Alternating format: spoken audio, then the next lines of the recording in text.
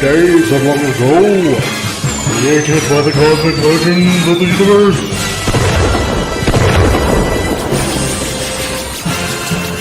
There stands one man, one great man, a man dedicated to preserving all that is good in pop culture. Loved by few, hated by many.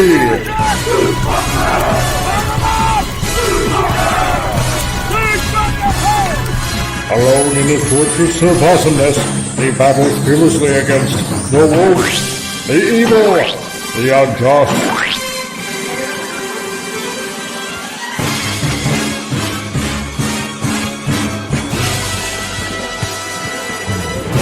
To right that which is wrong, to stand for justice, to serve all mankind.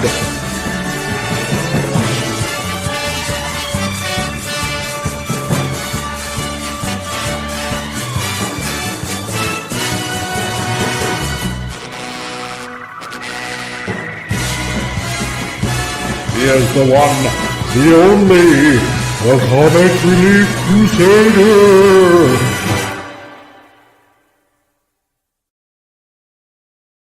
Hello, folks. How's it going out there? I just realized I didn't change my name because it was on another show, but that's okay. I'm still the Comic Relief Crusader. This is still Titillating Tuesday, and it's still episode 109, but only for today. And you've all entered the Geekosphere, and welcome everybody to the show.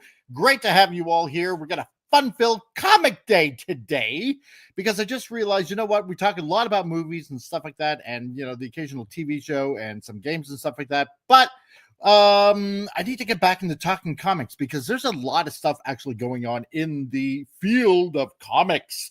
So, because if it weren't for comics, then we wouldn't be getting a lot of the movies that we have today, and video games, and a lot of other stuff that's in media. So, so today's going to be a comic book type of day. And I just want to say hello to everybody out there, like our Madman number 4, who says, hail, all going to be listening in today. That's okay, perfectly fine. Nice to see you, dude. And we also have the Wrench of Mightiness on this channel. We got Vince Womack. And hello to you, Vince Womack. Nice to see you here, dude. And let's see. Not too long now till my regular schedule, but currently this. It kind of does suck, doesn't it? So I'm definitely going to watch the replay just for the Peter David news. Oh, well, then that's fine. You go ahead and watch for the Peter David news. That's all good with me, dude. So, who else have we got in the chat here as well? We got Thetazoid. Hell, Thetazoid, how's it going, dude? Nice to have you here, my man. And we got the nurse of all nurses in this world, Wendy, the trauma warrior. Hello, CRC and chat. I'm home, still sick with a freaking stomach bug. Wow. Wendy, please get better. Just rest and remember, vodka kills germs. So there you go. Thanks. Feeling better, not feeling good enough to spend 12 hours on my feet working on trauma patients. That's okay, because you don't want to become one yourself. So just rest up, Wendy. Diesel, we got Diesel. That's here. Hail, everybody. Hail to you, Diesel. Nice to see you, man. And who else have we got here? We got Lord Thoft, fellow Canadian. What's up? So what's up to you, Lord Thoft? Nice to see you, dude. And let's see, who else have we got dropping on in? We got Mark Stahl. Hello, CRC. Hello to you, Mark. Nice to see you, man. And we got the video game master himself, Lonrod, who says, hail to you, buddy. Nice to see you, man. And what else have we got here? We got John Peterson. Hail to you, my dude. Nice to see ya. And we got let's see, we got Master Ewoks. Hello, Frank. Hi, Franco. And well, hey, hi to you. And hello from Third Party Kingdom. Nice to see you, man. And we have everybody's favorite Texan, Pop Culture Republic. Hey there, Franco. Nice to see you, man. And so we have a fun-filled episode for you today. It's going to be all about comics and whatnot. And and we have a lovely guest star who is a who is a savant on the subject, or as I like to think of him as, a savant on the subject. But that being said, let's welcome them all on board.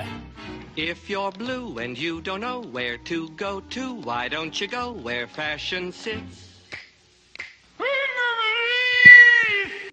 We got the illustrious Al Nickerson. How's it going, man? It's going well. Thank you for having me. I'm lovely. That's very nice of you to say. Yes, you are. Thank you. And how are things on the East Coast after that dumping of snow a few days ago? Well, it wasn't that bad. Honestly, I'm tired of living in the Northeast, so I would like to move. That would be wonderful. How about Canada? No, that's too far north. I want to go south. But besides, anyway, Canada will be America. Yeah, that's true. So I welcome. can't argue with that. You're welcome. Glad to be part. Hey, we got Pop Culture Republic. Hello. How's it going, man? Oh, it's going well. Yes. You will be assimilated into America and become America Light Yes. with fewer calories. Ooh, I'm okay with that then. Yeah. Summer will be coming up, and I got to get my beach body ready. So, that helps. And last but certainly not least, we got Appion. How's it going, man? I'm just working my way to America Zero. Yeah, there we go. America Zero. New and improved. We have the technology. So we can do it. Less sugar, all the sweetness. Mm-hmm. And who else have we got dropping in right now? Oh, we got Canadian Spider-Man. Yay! Advertisements. I hope that helps. Comic Relief Crusader. Good afternoon to you and the panel. Spidey, thank you very much, man. I really appreciate you, man. Great to have you here, dude. And I suppose we're going to have to eventually, when we get annexed into the United States, he'll probably have to change his name to American Spider-Man. Or maybe just Spider-Man. So, James Caserta, my diagnosis of idiot savants was downgraded to just plain idiot. I'm sorry to disappoint, but I try really hard. So, great to see you, man. Let's see. So, yeah, how's everybody's weekend? Pretty good? Busy? Yeah. Yeah? Yep, pretty decent. And that's that segment of the show. So, keeping the introduction short and sweet. Yes. There you go. Thanks for making it socially awkward for me now. No pressure there. No, exactly. And speaking of awkward, which also AKA makes me feel stupid, let's get into the first segment of the show, which we like to call... Tonight, we dive into the diseased human mind. Join me. The gray matter is warm.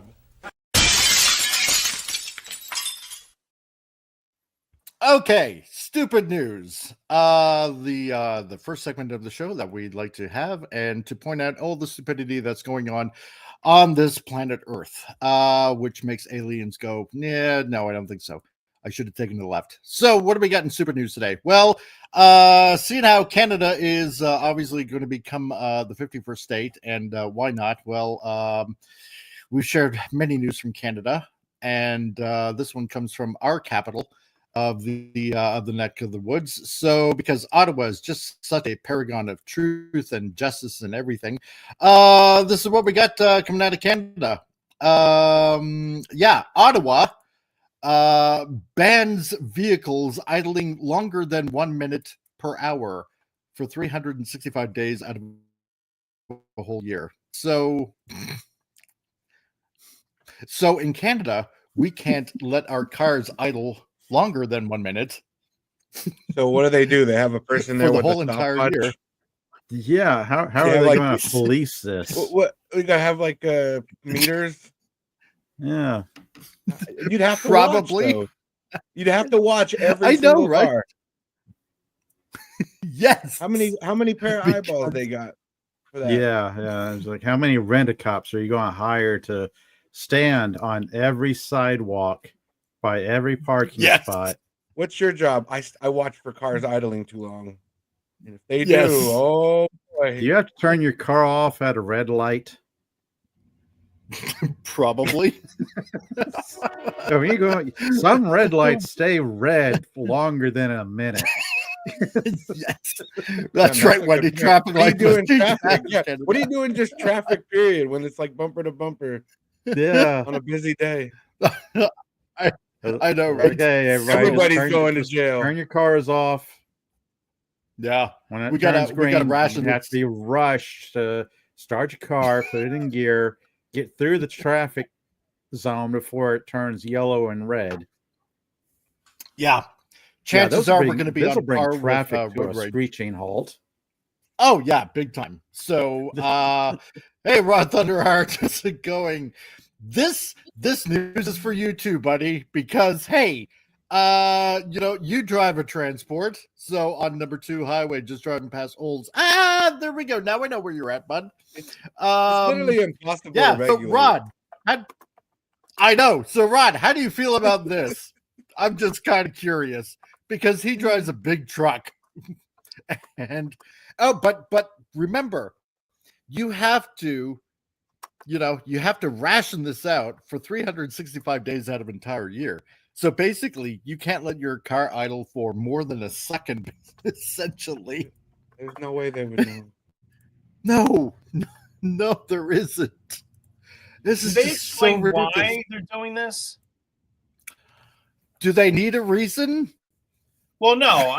Whatever lie they tell us, I would be very curious to see what they have to say. Carbon emissions or some bullshit. Yeah, Your car is on probably. fog. You're killing the earth. It's your fault for idling for longer than a minute.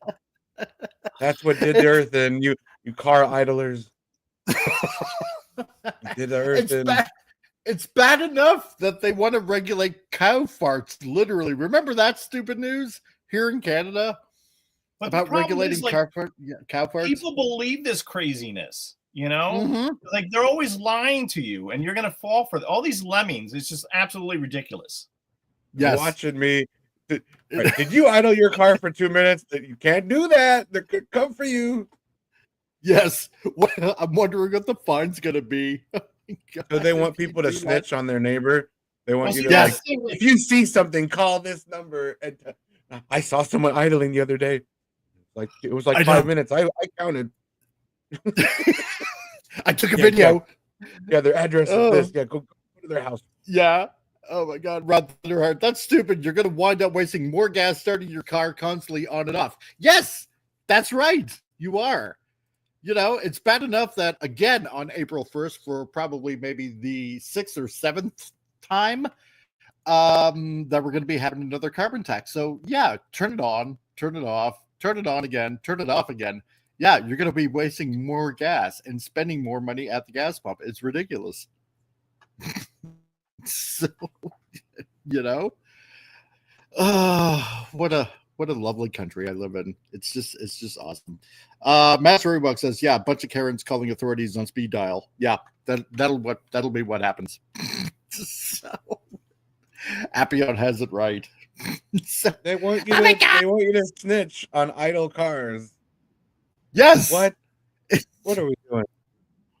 I know. What are we doing? And the thing is, because we're in the great white north of Canada or America light, it's so dumb because in the wintertime, yeah, we'll leave our cars running for about, I don't know, maybe a good 10, 15 minutes to get it nice and warm, get the oil flow in, stuff like that, because, I mean, let's face it, there are some parts in Canada that get even colder than -30. And you have to let it run for quite a long time. No? Yeah, how are you going to regulate that? It's so stupid. They just want to control everybody. It's terrible. It is. So we got that in stupid news. The next thing in stupid news that we also have is this from this is from what was it that one UK the one UK paper in their society and culture page, encourage women to smell their poop to be more inclusive to trans women. So some women have a hole where their dodger used to be, and that hole often shares microbiomes with the colon, creating a distinct transitioning odor. God. So women, to be more inclusive, make sure you smell your own poop. I don't know why, but I don't know. In case you forget you've transitioned, I don't know. This makes no sense. It's Well, you need to comply. If you don't comply, you're in trouble. So comply or else. So they're just trying to make this craziness normal. And I don't think many women put up with this kind of garbage. And they shouldn't. No, they shouldn't. Like, you know why? What? Yeah. Well, no, I was going to say, because you keep hearing stories about like women, they're in the restroom in a public place, and then some dude walks in. And like, they don't have to put up with that kind of nonsense. And they shouldn't. This is absolutely ridiculous. You're getting me very upset, Mike. It is. Well, I try. Yeah, Lore Soft. Yeah, no, exactly.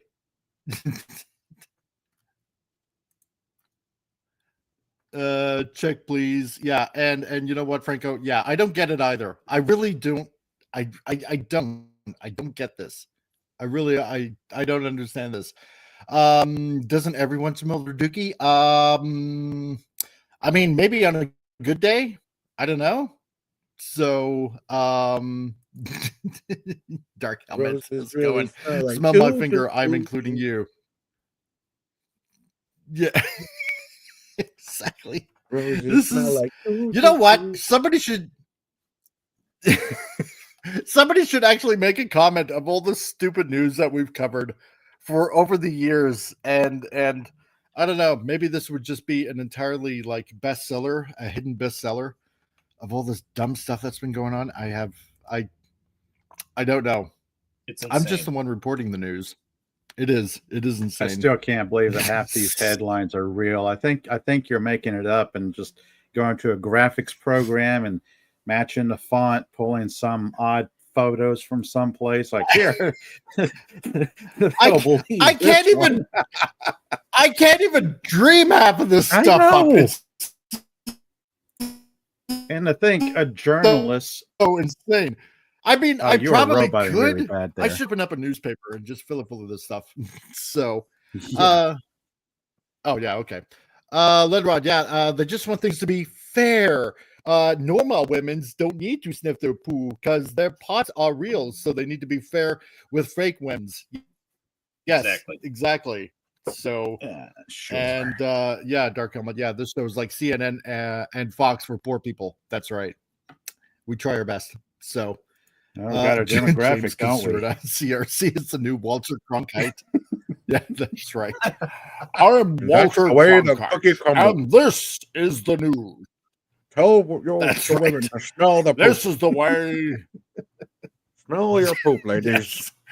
Yes. This is the way the poop smells. So, oh my God.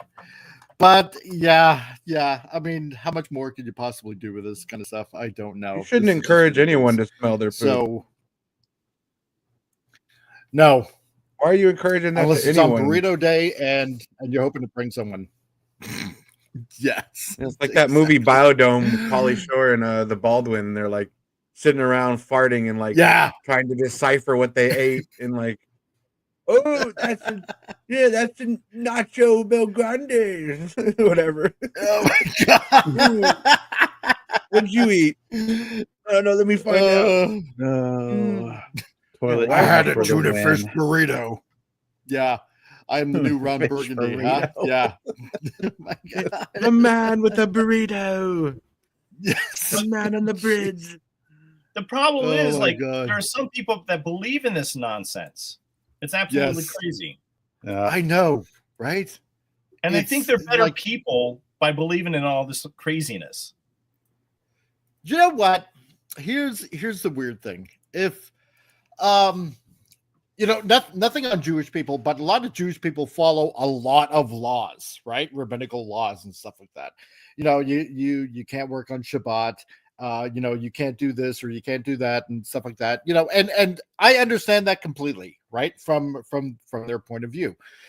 If you were to apply all these rules that a lot of these head cases seem to want to believe in or think that they have to follow, that they would just be entirely paralyzed. Like they wouldn't know what to do with themselves. Like to them, the world would come to a screeching halt. I dare not step out of my house because I might offend someone. I might, kill the planet because I stepped on a blade of grass or something like that. Oh my Lord. It's hilarious. This is hilarious, but it's sad on top of that.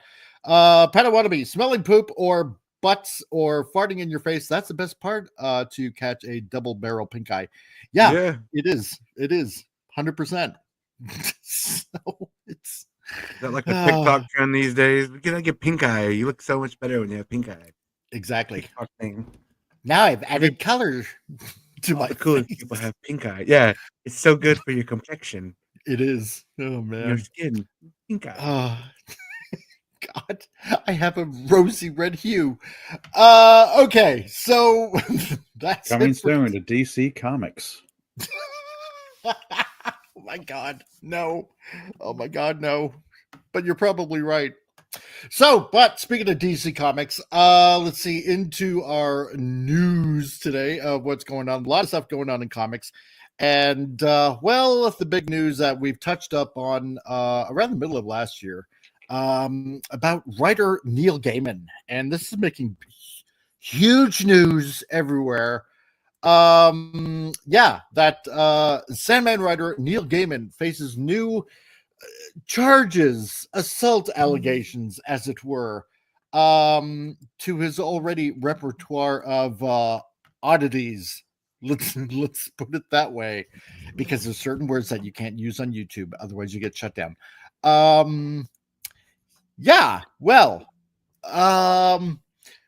We kind of knew that Neil Gaiman was rather an odd duck. And we did touch up on this before. Personally, I really haven't wanted to read any of Neil Gaiman's stuff. And but he seems to be in a little bit of trouble. And if you remember the article that we talked about, I believe it was about 6 months ago. He had a little bit of naughty fun with a maid of his that involved hot tubs and and stuff like that. And I don't care how long you bathe for, you can't wash away that kind of sin. No, you can't. Even though you're in a quote unquote open marriage. Has anybody kind of heard of this new news that's going on? Well, I think a lot of people within the comic book community has heard of this new news that's been going on. So a lot of people are chiming in. I wasn't really going to comment on any of the Neil Gaiman stuff, but the thing is that I was never like a huge fan of Neil Gaiman's work. I never read Sandman. I think I did read a couple of miniseries that he had written in the 1990s based on the Death character, which I thought those comics were okay. Wasn't a huge fan. Personally, I'm not surprised by this, but I think all parties involved, whatever Neil's doing allegedly, with these nannies and maids or whatever, and having an open marriage, it's all creepy, and I think they're all at fault with this. It's all wild, crazy, evil stuff. And I think that you can point the finger at all the parties involved in this. It's interesting because I've been following some of this recently. And it seems like those that are in the more conservative circles kind of have the same attitude that I do, that allegedly whatever he was doing was wrong. And it seems like some of these women, if you read their testimonies, they were going along with it. So that's wrong. Right. I do have an account on Blue Sky where it's all filled with liberals and Marxist feminists, and they're all just criticizing Neil Gaiman only, which is not surprising. So it's all terrible because white male. Exactly. Yeah. Yeah. It's all Yeah, it's all terrible. So what do you guys think? Well, let's see what the article says here.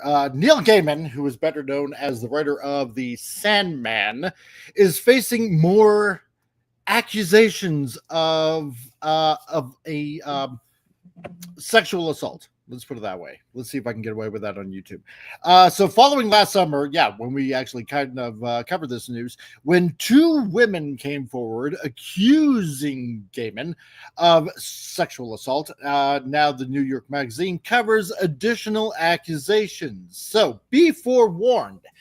If you decided to click over and read the entire article in length, there is disturbing content of the alleged events and even torture. So you know what, for the sake of this channel, so we don't get shut down, I'm not going to say I'm going to censor myself, but well, I'll try to clean it up a little bit. So from the New York Magazine on X, editors note this story contains graphic content that readers may find disturbing, including graphic allegations of assault.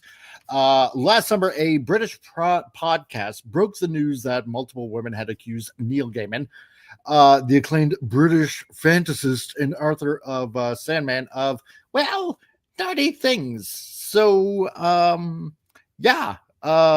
with his little sadistic little fantasies and stuff like that. So, now, however, I also do kind of want to point out that due to the current, how should I put it, climate that we live in, in the whole Me Too movement and whatnot, I want to point out, I'm not saying he didn't do what the accusations are.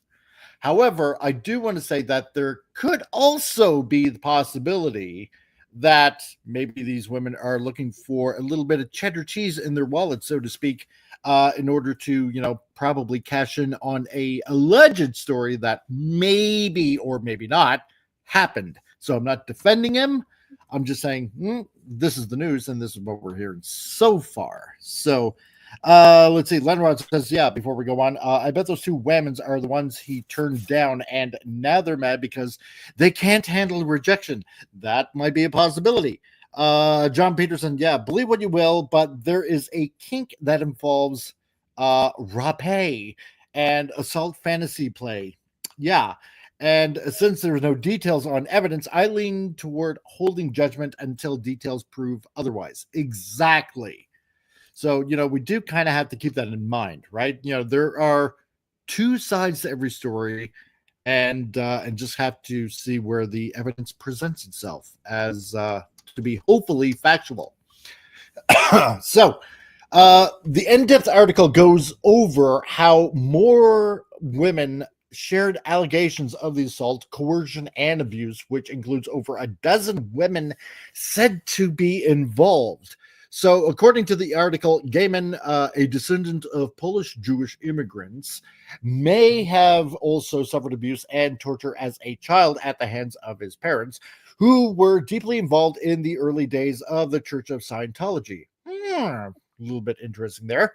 They were high-level initiates that had a personal connection to the church founders, L. Ron Hubbard, for 2 years. They lived down the street from Hubbard and near the worldwide headquarters of the Church of Scientology. Very interesting. This kind of puts a little bit maybe of a added context into it. Rather odd. But that's not a fact, though. They said may have also suffered abuse. Mm-hmm. True. There's no evidence of that. No, exactly. It's all hearsay. They're reaching. That's terrible. Yeah. Because, well, Church of Scientology tends to do that. So they but love we don't to know inject that, we don't know that had happened in this particular case, though. Right. No, exactly. So, according to the claims in the article, it appears that Gaiman targeted a specific type of girl. So remember, then again, these are just claims, right? Particularly young goth type girls who were often in difficult circumstances. He allegedly manipulated them using his money. And many of these girls were reportedly fans or individuals whom he and his wife hired to work as nannies. So it is also claimed that his wife was aware of these relationships and that the two were in a open marriage. So you get a little bit of, well, even more context and stuff that we kind of like talked about like last year. But remember, again, watch out for the words like allegedly. So, and you know, this is the problem with open marriages. Now, whether or not these are factual or not, this is stuff that open marriages end up leading to eventually anyway. You know, you're supposed to, well, have one wife or one husband. And if you start adding in people into your playtime, well, it kind of causes problems. And this, if factual, is, well, kind of one of the problems that it looks like that they're that he's facing. So, you know, so in a situation that sounds like something straight out of one of his stories, it's claimed by multiple girls that Neil Gaiman demanded they call him Master, with one stating he, oh yeah, right. So they're Doctor Who fans. Ah, there we go. Yeah. Yes. Yes. There you go. That goes British Master. It seems we to can be spin this. We can spin this. Yes. Yes. I mean, yes, it's forget facts. This is already being tried in the court of public opinion. We've seen this before in Hollywood. Johnny Depp comes to mind. In the anime circuit, there's Vic Mignogna, voice actor, who was accused of similar things. But yeah, it's on almost every level of entertainment, you're going to find this stuff. It's not excusing it, it's just it's there. Exactly. You know, and it seems like depending on the story, sometimes you can almost kind of gauge whether it smells like the proverbial bullcrap that it could be. See, that's the shit you're supposed to smell. Yeah, exactly. Yes, it's that's bullshit. right. That's the one shit people are supposed to smell.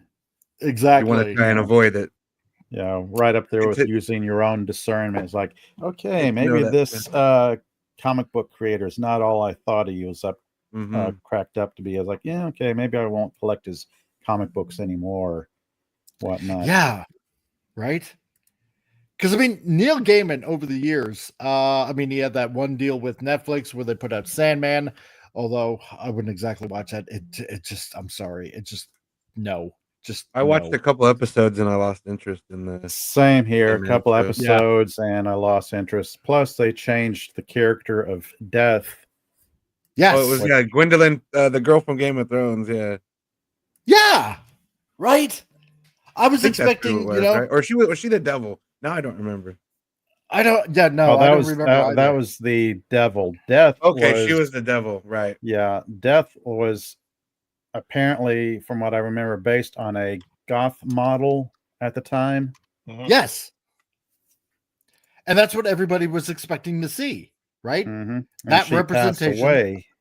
Yeah, the model passed away apparently, and people were expecting, well, let's have a similar goth model portraying the character as like a homage to the real life model that the character was based on, but that didn't happen. So a lot of fans of the Sandman series were upset about that.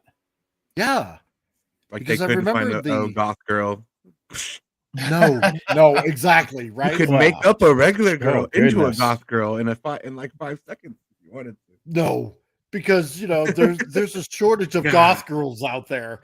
that, you know, that aren't Odin. making like, you know, Facebook, freaking TikTok videos and stuff like that. No, we possibly could never ever find one in our lifetime. You know, no, that's why you had to go and do a race swap because you couldn't find one. There just wasn't one around.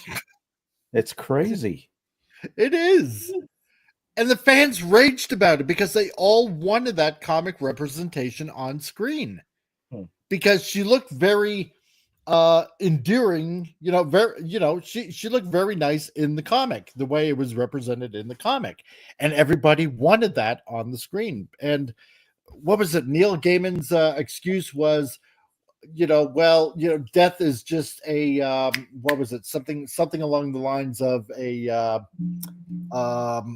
construct. Like a concept of you know, she can basically look like anything. So but she chose that form then. Exactly. Right. So if it's just a construct, then why'd she choose that form and consistently choose that form then? Yeah. Obviously she had a preference. That argument falls apart real quick. Oh, it sure does. You're bringing logical arguments into it. It's like you can't do that. Exactly. I hate when people say, "Oh, they chose to be that. They could be anything." It's like, yeah, they chose to be that look that everybody knows and it's consistent. So why they pick that one? That's their favorite. So that's what people want to see. Anything. I mean, even my wife, she watched like the first episode and she's like, "This is just way too weird for me. I'm not gonna watch this." It's just like, yeah, you have to read the comic, and I watched a bit. It's like, no, I can't watch this. This is just. Oh, I haven't read the comic. I had no idea what was going on, and I wasn't going to stick around for them to explain with comics, but just enough to like steer clear of them. It's not my thing. No, it wasn't mine either. So there was just something about I don't know, something about his writing that just didn't quite catch me. But that's just me. So Lenrod, yeah, nobody likes logic. Everyone knows that. Exactly. Because why would it make sense, right? Throw that right out the window. Yep.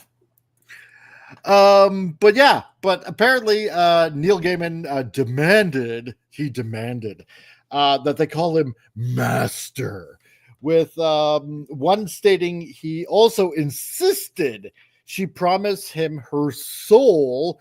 Interestingly, the podcast first exposed these allegations is also called Master. Go figure that one out, right? So, but that's like even more creepy. Like, if he did say that, okay. So again, remember this is all alleged. If he did say that, I mean, I know Neil Gaiman is into some kind of dark, freaky deaky stuff, but ouch, damn, it's like avoid like the plague if that is what he said.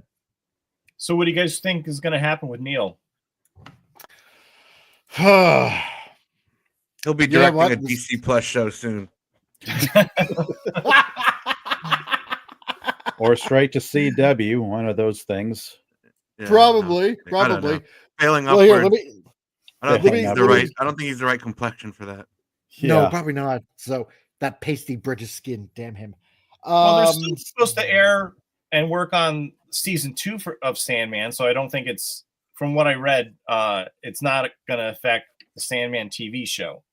But if these allegations are false, it's all quite terrible. It is. Because here's the thing. It's a toss-up between one of two things, because obviously Hollywood is into obviously dark things themselves. I mean, that's you know, that's not hidden whatsoever. You know, we all know it. So maybe they just might continue to either push him or just, you know, use the storylines to which he'll probably just fade into obscurity publicly, but you know, he'll still probably be behind. I can't even talk today. I need more coffee. He'll probably be, you know, maybe behind the scenes, you know, making some of his stories actually, you know, on the small screen or the big screen or anything like that.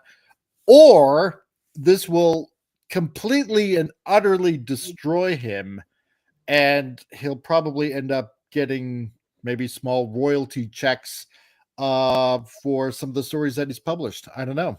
It's very odd. I just like to make 2 points. So some of the testimony that I've read from some of these women and their allegations, the way I read it is that they seemed a bit complicit. Yes. Mm. And also, I like your point, Mike, about the institution of marriage, and people need to take the institution of marriage seriously. They do. That's true. I mean, we've had multiple decades of traditional values, institutions being eroded, where nothing is taken seriously anymore. The family unit's not taken seriously. What is it called? The traditional nuclear family. Right. Yeah, that's like a joke mother, now. Mother, It father, is. children. Yeah. It's all gone up out the window. You know, the bedroom isn't even sacred anymore. You know, everybody and their cat and dog has to be involved, it seems like nowadays, right? It's the institute of marriage isn't taken seriously anymore, where it's essentially a lifelong covenant between two people, in holy matrimony, right? I mean, that's why in the wedding vows it's like, till death do us part, basically. And now, whether it is in comics or TV or movies, it's just like it's a frivolous thing, right? It's like whatever, we'll just get divorced. It has no meaning anymore, right? Nobody takes it seriously. Considering this is part of the entertainment industry, is anyone really surprised by these allegations? It's like I just breezed over the headline and I didn't read the article. I just thought, oh, that's not surprising. No, like, another entertainer, another somebody in the entertainment industry being caught up in a controversy. Yeah. Next. Exactly. It's kind of like, if a UFO landed on the White House lawn, people will be like, oh, okay. That's new. That's moving nice. on. It's like we've all become so desensitized to it. It's really scary. Ron Thunderheart, did you hear Neil Gaiman got into it with Todd McFarlane and some of his characters on Spawn that Neil created? Oh yes. Yes, I did hear that. And there's a book out, Rod, that you might want to check out called The World versus Todd McFarlane. And there's a really good section in that about Neil Gaiman and his battle with Todd and Medieval Spawn and Angela and and all that stuff, and the fight in between them and how it went to court and all that kind of stuff. And oh boy, it's a fun read. You'll not see Todd in the same light that we're kind of used to.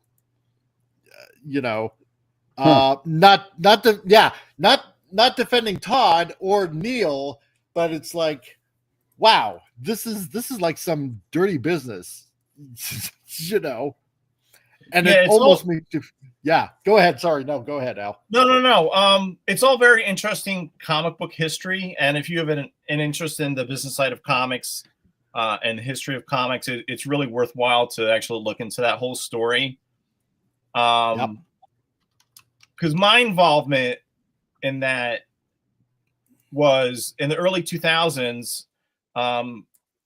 Several other comic book creators and I started talking about comic book creators' rights again.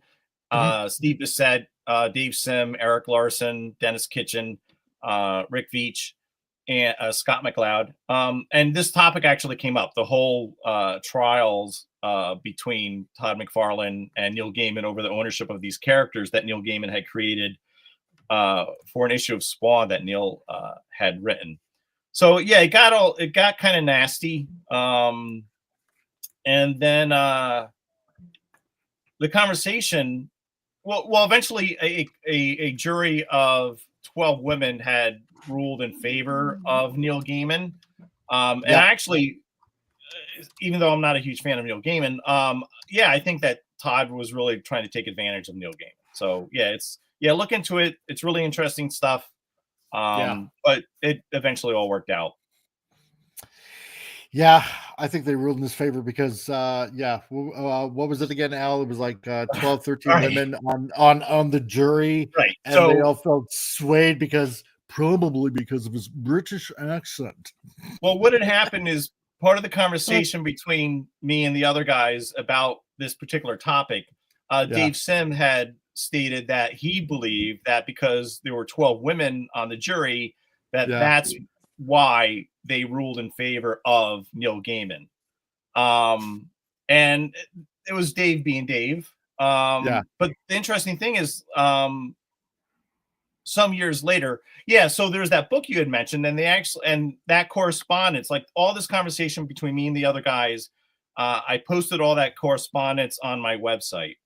And then when that book was being written, it looks like they took that quote from Dave about the 12 women on the jury and included it in the book. And I wasn't aware of the book or anything like that. And I think, I don't know, it was last year sometime, or maybe, I think it was last year or the year before. I was listening to Rob Liefeld's podcast, and Rob actually had that episode about that particular book, Todd McFarlane versus the World. Yeah. And Rob was saying that he was commenting on it, and he actually quoted Dave Sim and what Dave said about the jury. But Rob had mentioned that he wasn't going to mention the comic book creator's name, which is, Dave Sim. So I'm listening to the podcast, and Rob reads the quote from Dave without mentioning Dave's name. And I'm like, that quote sounds awfully familiar.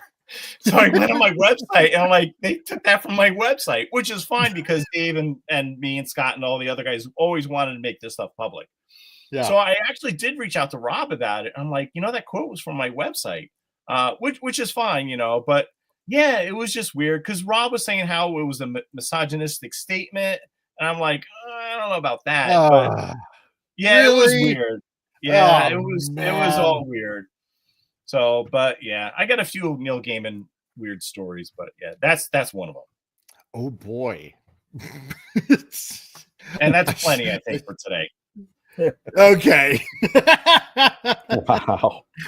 John, the judiciary is the largest sugar daddy for single women today. Yes, this is true. 100%. I agree with that. Rod Thunder, I saw a 53-minute documentary on Todd, both interviews and outside interviews. It was pretty revealing. Oh yeah, I bet it was. One harassment lawsuit with the right person or company, and you never have to work another day in your life. Yeah. Ain't that the truth? So, going on. So Gaiman's representatives deny the allegations, of course, in the article, stating that all interactions were consensual. So Gaiman and his wife have reportedly been going through a bitter divorce. Oh, well, imagine my shock. Gee, well, that's what happens when you have an open marriage, with claims that he has bled her dry during the proceedings. And it's also alleged that his wife was a major force behind the emergence of the new allegations. Oh my. Ouch. Like they say, hell hath no fury like a woman scorned. And oh boy, if that's the case, we may be seeing the end of Neil Gaiman. That's ouch. That's harsh, man. So, allegedly, again, if this is what's going on, especially with his wife, if that's what she's doing. So, well, that's what happens when you're in an open marriage, when you're into some really, really weird stuff, and when you demand that people call you master. So,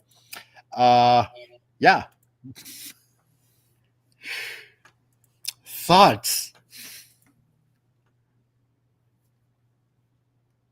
Well, the only thing I was going to add was that husbands, love your wives. Yes. Yes. Yeah. 100%. Keep it between you and the person that you love. That's all. That's it. Don't include teeny bopper goth chicks. Oh, goodness. Oh, and if you're in the man. entertainment industry, you want to remain relatively normal, perhaps stay away from Hollywood or anything involving Hollywood. Yeah, that's an idea. Yeah. Because Hollywood is a harsh mistress and it demands much. So, and yeah, exactly, Dave. Yeah, teach your children well. Exactly. 100%. There's actually a pretty good group of actors who have fled Hollywood because of this. I'm thinking of like Jim Caviezel, Kevin Sorbo. Yep. What's his name? Who played Superman? Dean Cain, is it? Dean Cain, Yep. yeah. Dean Cain. Yep. Yeah. Ricky Schroeder is another one. Yep. And Penny says, I have one master, and that's my Lord and Savior Jesus. Exactly. Yep. There you Amen, go. Penny. There Agreed. you go. Right on, Penny. Yeah. This is what happens when I don't know. See, here's the thing. I don't know how long, because I know he's been in the field of comics and writing these kind of stories for obviously decades now, right? And the one thing that makes me ponder about certain people, sometimes I don't want to say I like to get into people's heads, but it makes you wonder how certain people turned out this way. What was that choice in their head to make them turn left instead of right? If you get my meaning, right? Yeah, how they got to be who they are, but it also goes to show that you never want to meet your heroes. You don't put celebrities on pedestals. You don't idolize regular people, because they are just, at the end of the day, just another person. There's really nothing special about them aside from being able to write or to draw or what have you, act, pretend. Yeah. It's rather sad, really. So, because it's almost like it's a talent now wasted based on what allegedly, because again, I want to say allegedly, is going on, right? You could have had a very I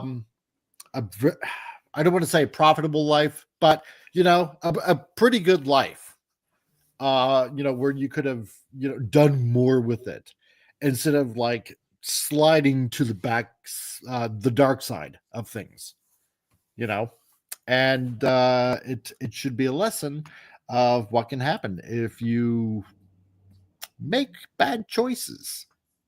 So, And Axbox, how's it going, man? Yeah, the open marriage was already happening for years before proposing the question to her husband. Yeah, no, that was kind of covered there. So, but apparently, yeah, the wife wants to divorce him, and again, this is what happens when you think it's going to be fun and kinky and spicing up your marriage and stuff like that. Because again, we've covered that kind of stuff, especially on Stupid News.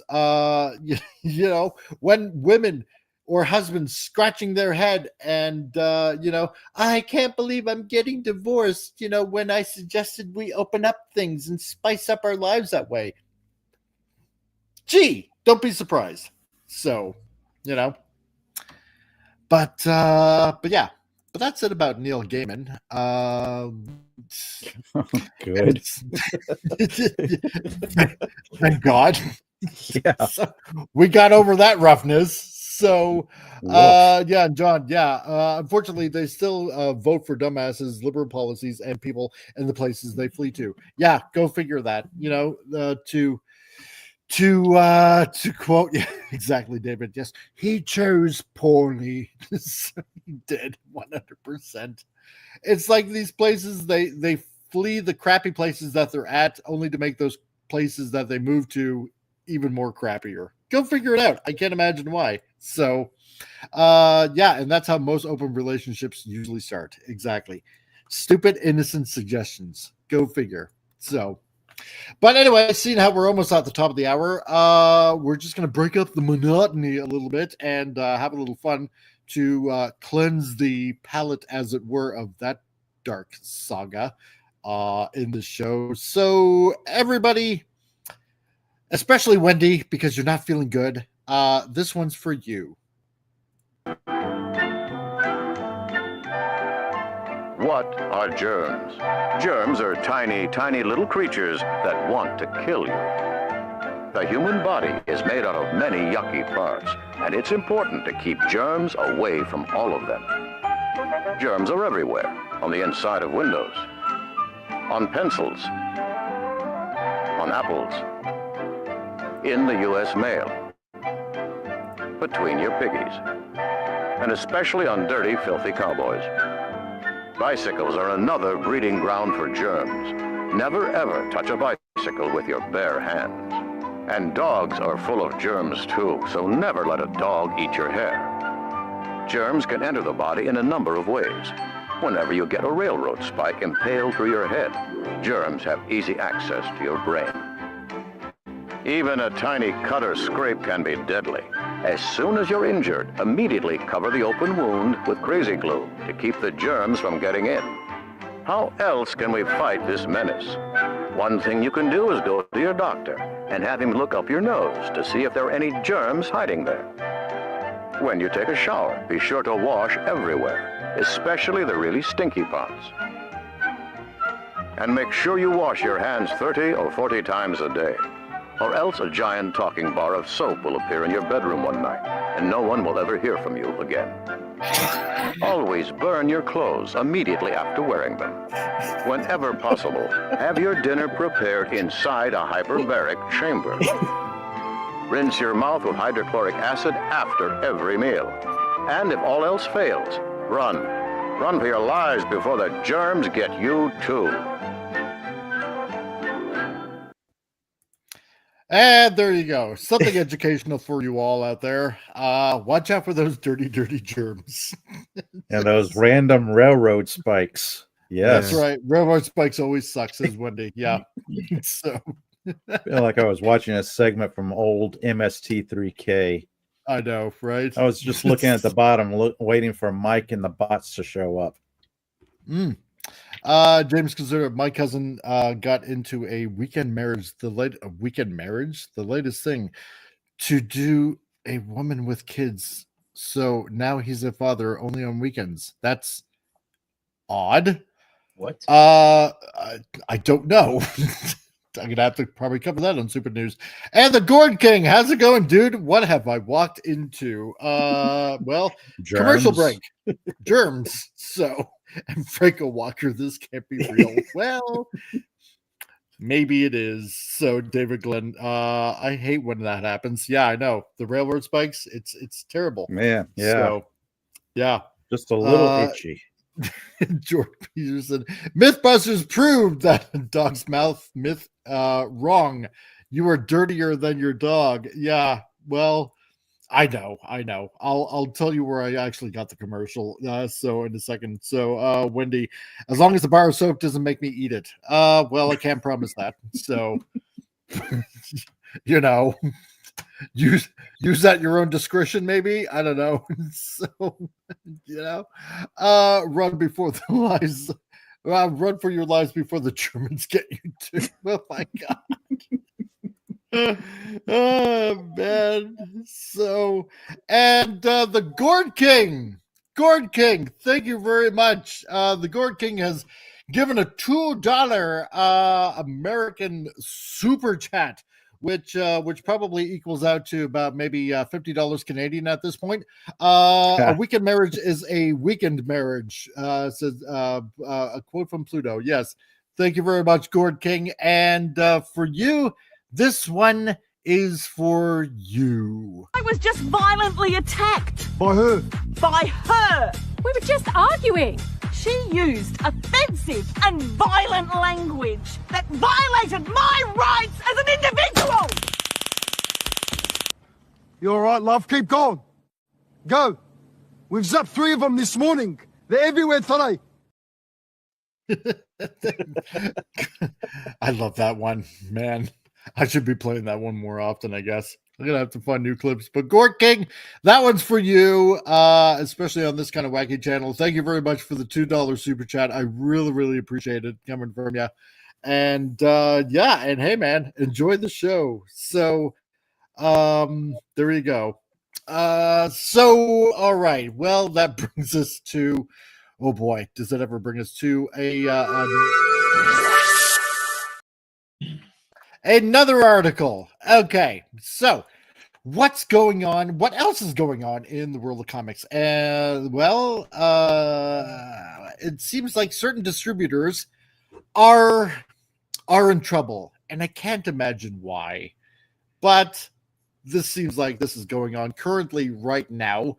Let's see. Comic book distributors last stand. Diamond Comic Distributors, okay?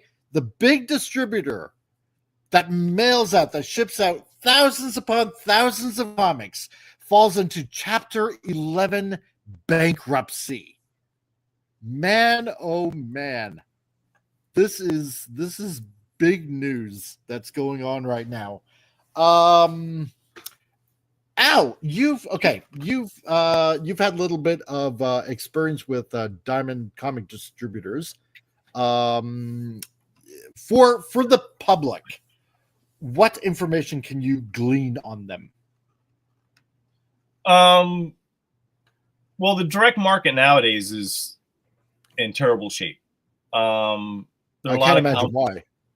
Well, a lot of comic book shops are suffering, and they rely on, publishers like Marvel and DC, and, the sales of comics published by Marvel and DC are not selling very well because, the major audience for comic book reading are, straight men, and they don't want to read any of this crazy woke stuff in their comics. So they're not buying this stuff anymore. And a lot of retailers are still thinking that Marvel and DC can save them. As far as Diamond goes, yeah, I've had several books distributed through Diamond. So I have mixed feelings about Diamond on a personal level because I'm very happy that they had distributed a couple of my books. I think the first one was called the Art Chronicles 2000 edition. They distributed Nihilist Man and His Amazing Friends, and they also distributed the first volume of The Sword of Eden. So in that regard, I am thankful. But my problems with Diamond are, one, they take 60% off your cover price because they split that between themselves and the bookstores. Wow. Another thing, the problems I had with Diamond were that they didn't seem to be all that interested in filling reorders. So I didn't like that too much. So when a store bought, the Sword of Eden graphic novel, volume 1, for example, and if a store wanted to order more copies, Diamond would not fill those orders. So that made me very unhappy. And another thing recently was when volume 2 of the Sword of Eden came out, the Sword of Eden Shinobi.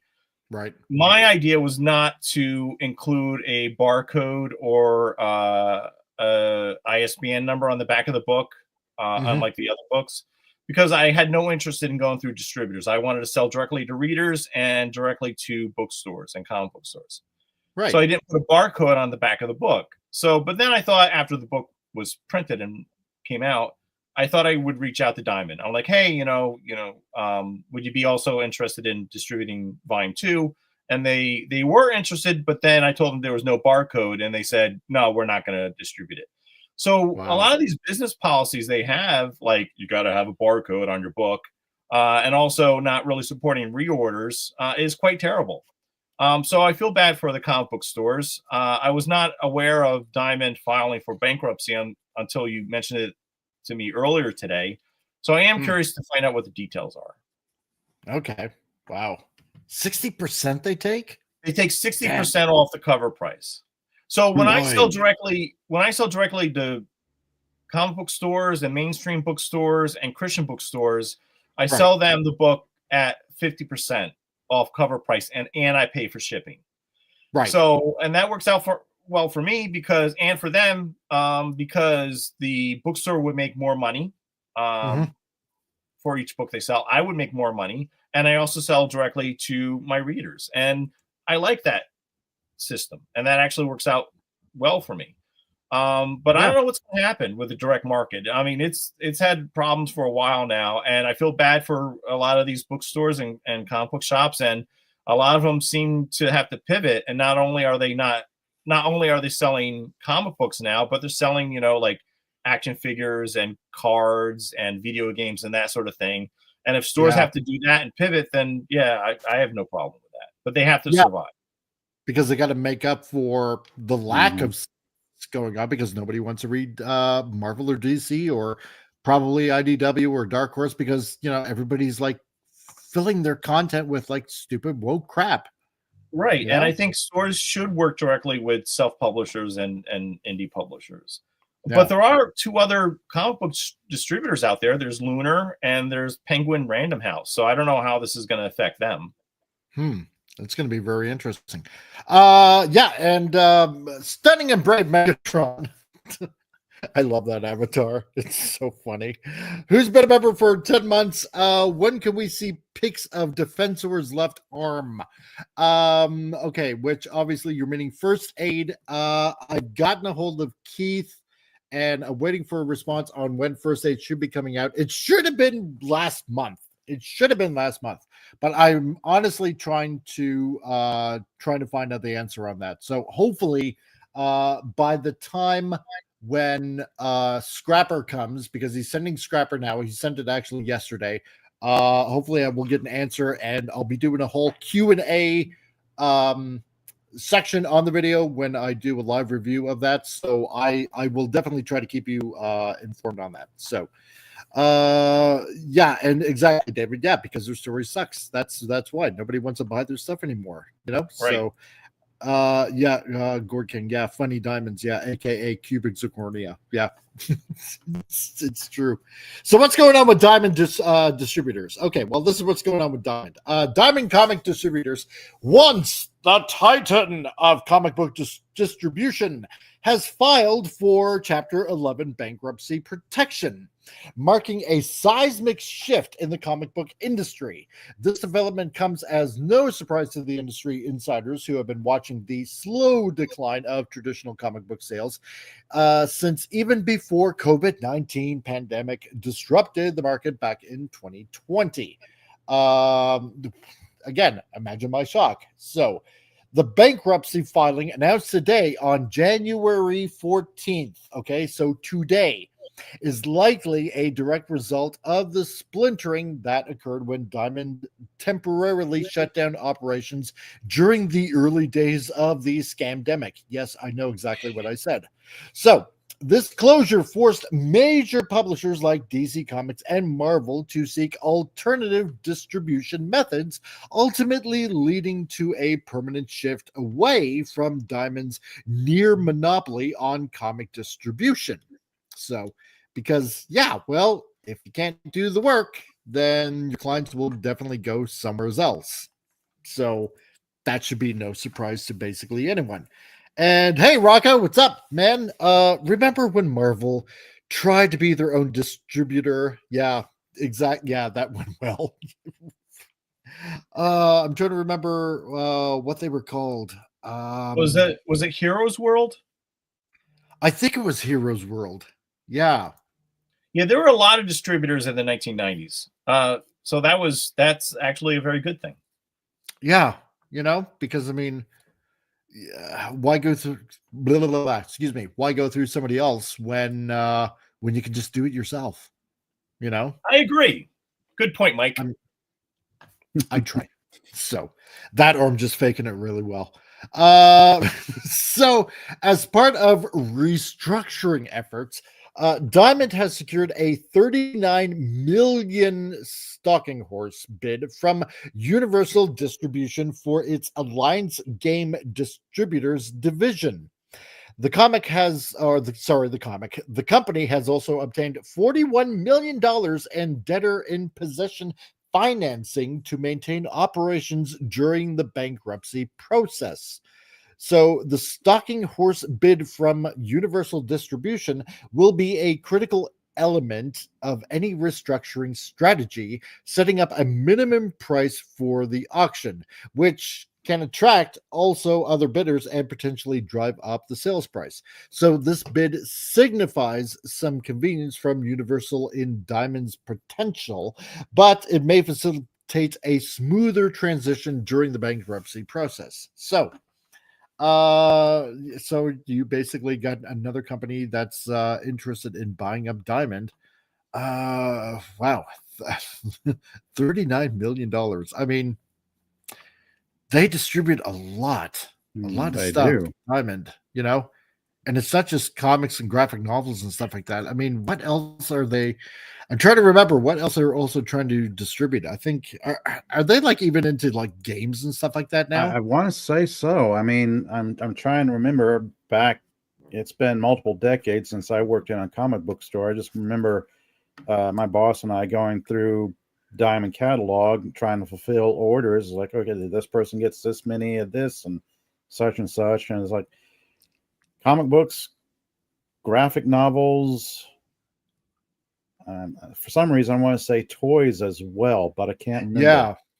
Yeah. Toys and games. Definitely statues, because I remember that was the thing too. Where the statue thing, and everybody had to get the statue of this and that and stuff like that. I don't think that really ended up very well for them. Very much, because some of them were bloody expensive, man. Oh yeah. I like this comment from David Glenn. Yeah, maybe Marvel or DC end up using their percent. I was thinking that, but I was holding back on talking about that. Man, can you imagine if they had to go to Rippaverse and sell their comics that way? Oh my gosh. Oh, that'd be hilarious. I would love to see that happen. Man. Especially what was it? What was that latest comic that DC wants to put out about what's her face? Harley Quinn. Yeah, the Harley Quinn one, where what was it? Something about her farting and stuff like that. It's like what? You can't be serious that you want to release a comic about Harley Quinn farting or something. Oh, it was just something ridiculous. Yeah, it's like so. Like, how much more stupider can you get? Yes, and I meant to say it that way. It's DC Comics. You shouldn't be surprised. No, that's true. Yeah. John Peterson, yes, Scott Adams has shifted to self-distribution for his calendar this year. Oh, yeah. I heard about that. So, let's see. What else have we got? Rock of the Brave. Do you guys think the pandemic actually sped it up, or do you think that digital subscriptions kind of killed it? More when the pandemic did, because I'll admit I got a DC Infinite and Marvel sub to app. Let's see. Had no time to pick up individual books anymore or hardcovers. Easier to read them on iPad now when I'm on the toilet. Well, nice to know where you're reading them. So maybe a combination of both. Yeah, I wonder. If you're trying to prop up your business by selling floppy issues or graphic novels, but all of a sudden you pivot to selling digital as well, I don't think that's going to go over very well. I don't see that as a money-making venture. No, I don't either. I mean, once it hits digital, you can't control it.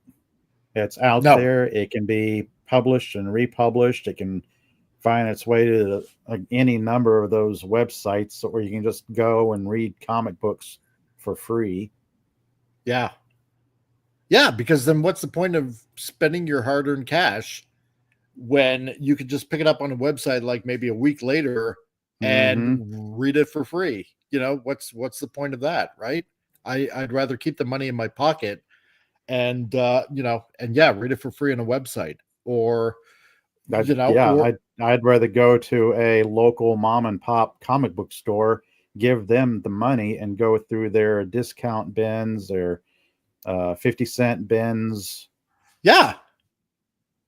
And you'd be helping a small business and somebody who's at this point probably struggling to stay open. Exactly. But I have spoken to several different comic book store owners, and they were saying the same thing that Pop is saying, is that sales for back issue comics has actually been going up. Yep. I believe that. I 100% believe that, because I think personally, my opinion on that is because, when you got a lot of these, like, for example, let's say the Marvel Masterpiece releases, right? Some of that art you got touched up digitally, and sometimes the color is, either enhanced or it's changed a little bit. And, to me, I don't know. To me, it just seems like it just takes something away, right? Mm-hmm.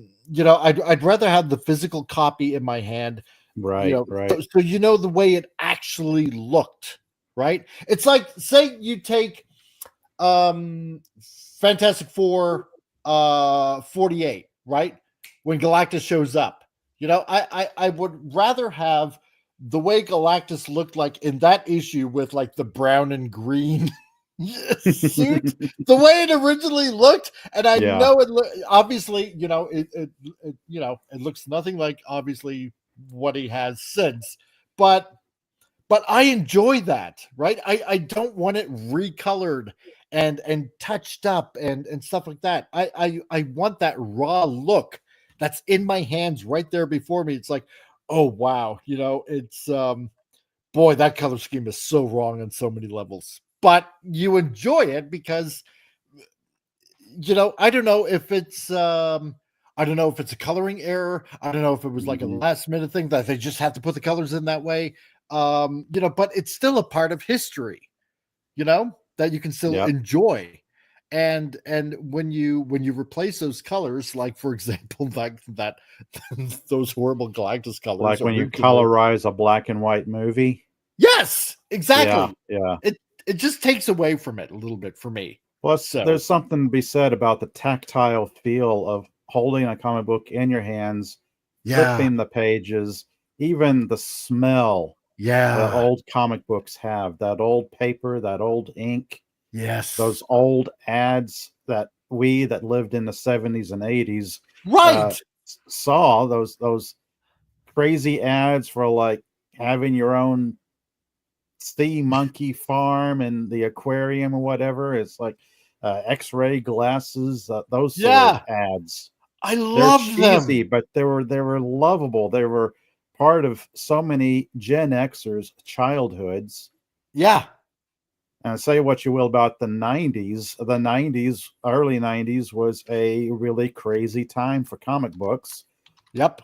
One of the stories I still remember to this day was working at a comic book store at my cash register, selling people The Death of Superman, that single issue. I had people lined up at the cash register, going out the door, down the block, just for that one issue.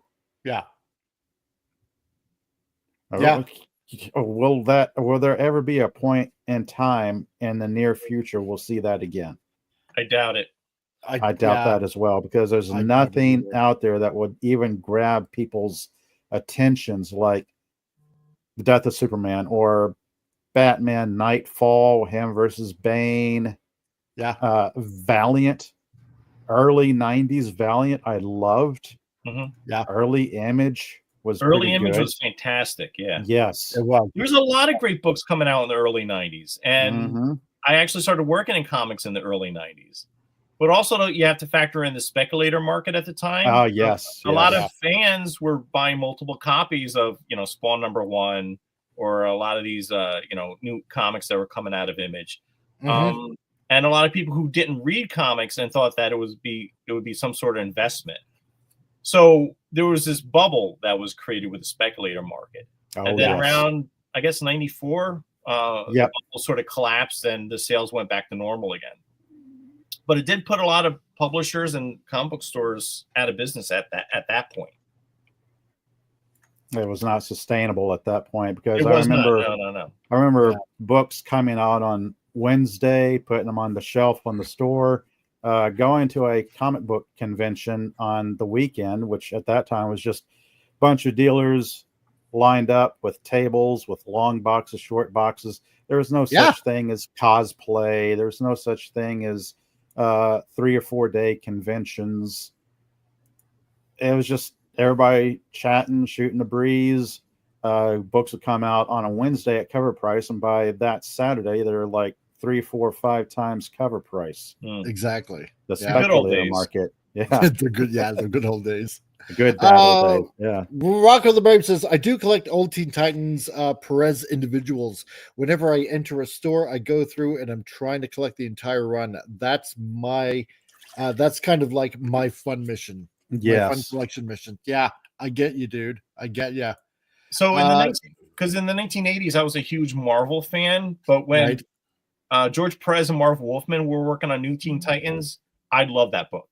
And especially reading that book at that time and what had happened with Terra was mind-blowing for the time. It was great stuff. Oh, wow. Dang. The good old, oh my God. I can't believe I'm saying this, but the good old days. Yeah. They were good. Yeah. Yeah. David Glenn, retouched, remake, reboot. If it begins with I'm pretty much against it. Exactly. Yeah. Yeah. You know, I agree with you on that. Rocco the Brave also says, yeah, like the color eyes. I love Lucy's Christmas special. I don't like, I went and found it on DVD and black and white. It's so much better. It is.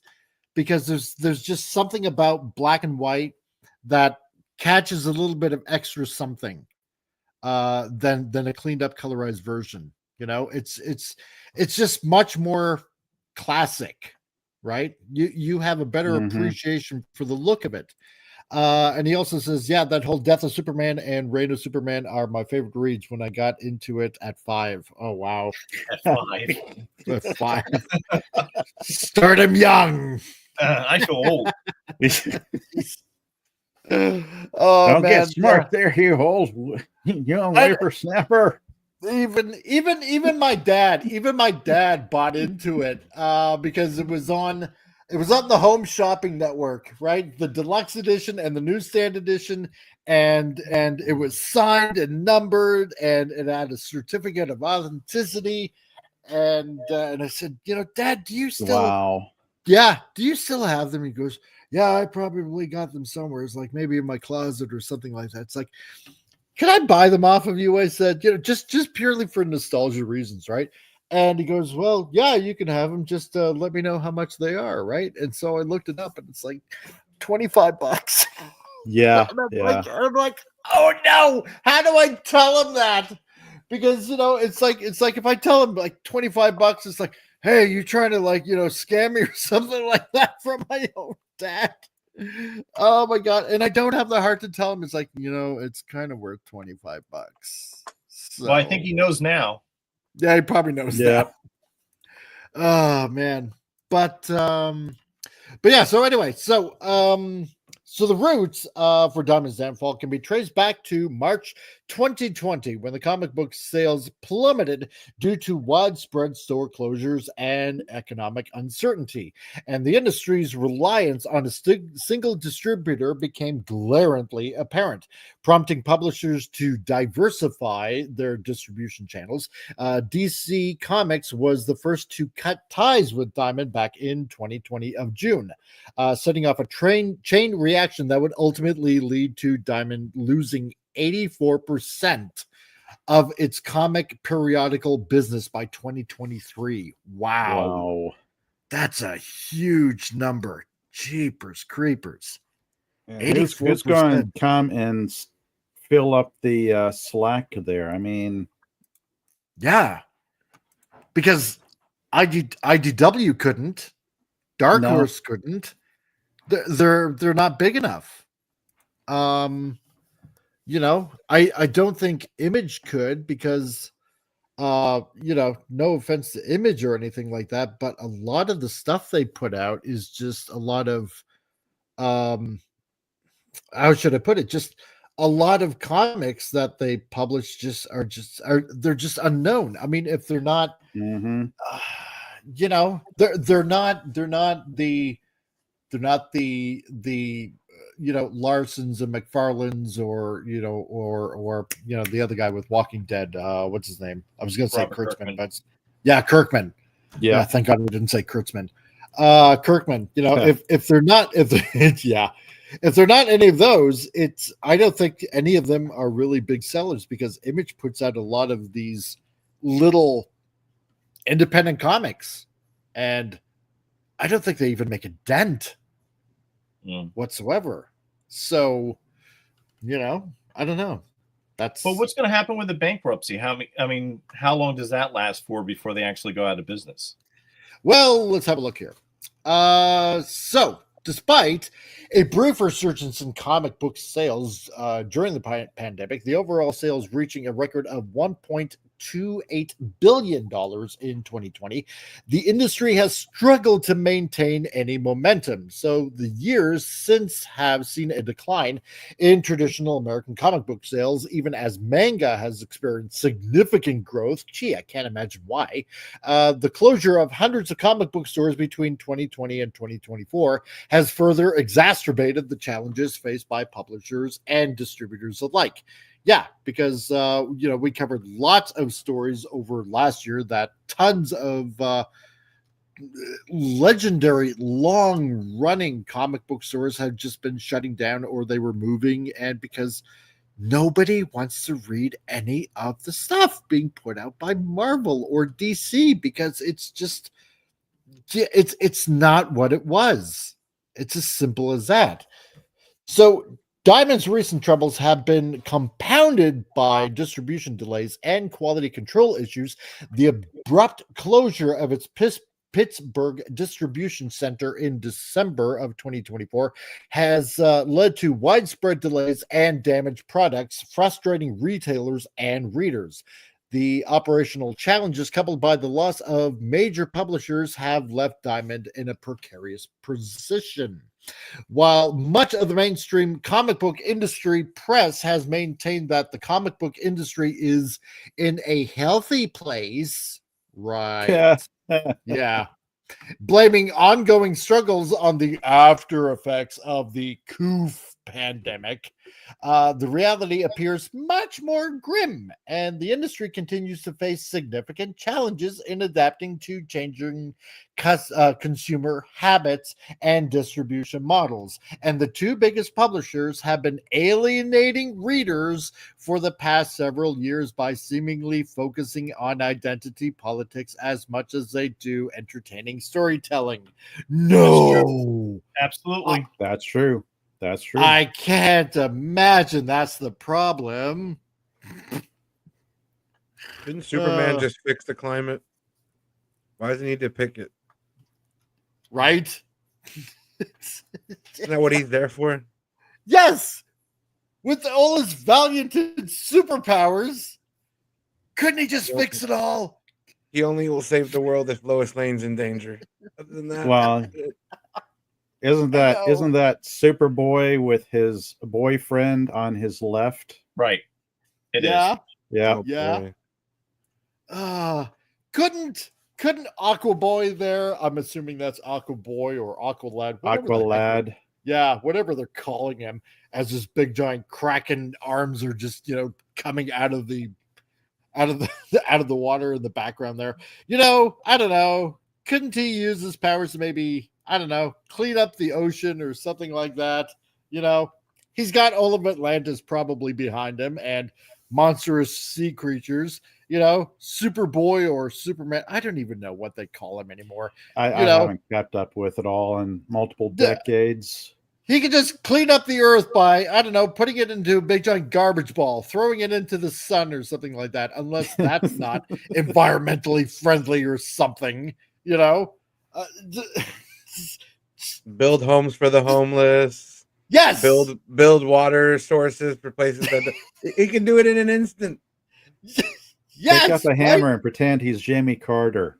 Yeah. Go build somebody a home. That's why, like, our problems don't really matter in superhero land, because superheroes could literally just solve that shit.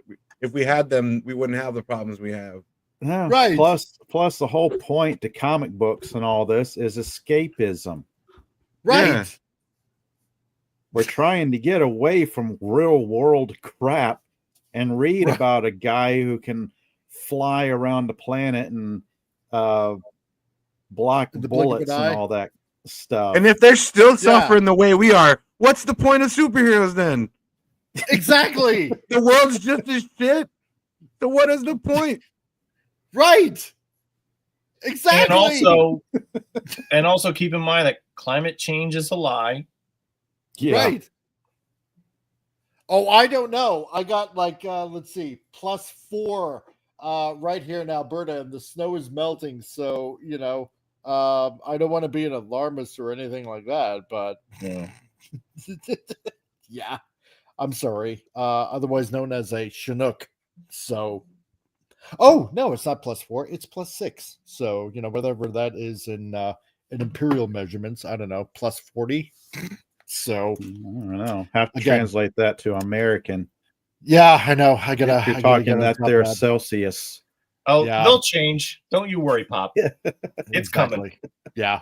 So I have to get used to my American light terms. So, but no, Appian, you're absolutely right. That's, you know, what's the point of being a superhero if you can't do all the stuff and help everybody, you know, around you?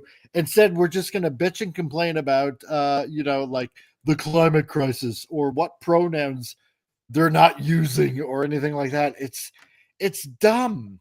And Pop, a role model telling kids not to stay in school but strike. Go on, start a picket.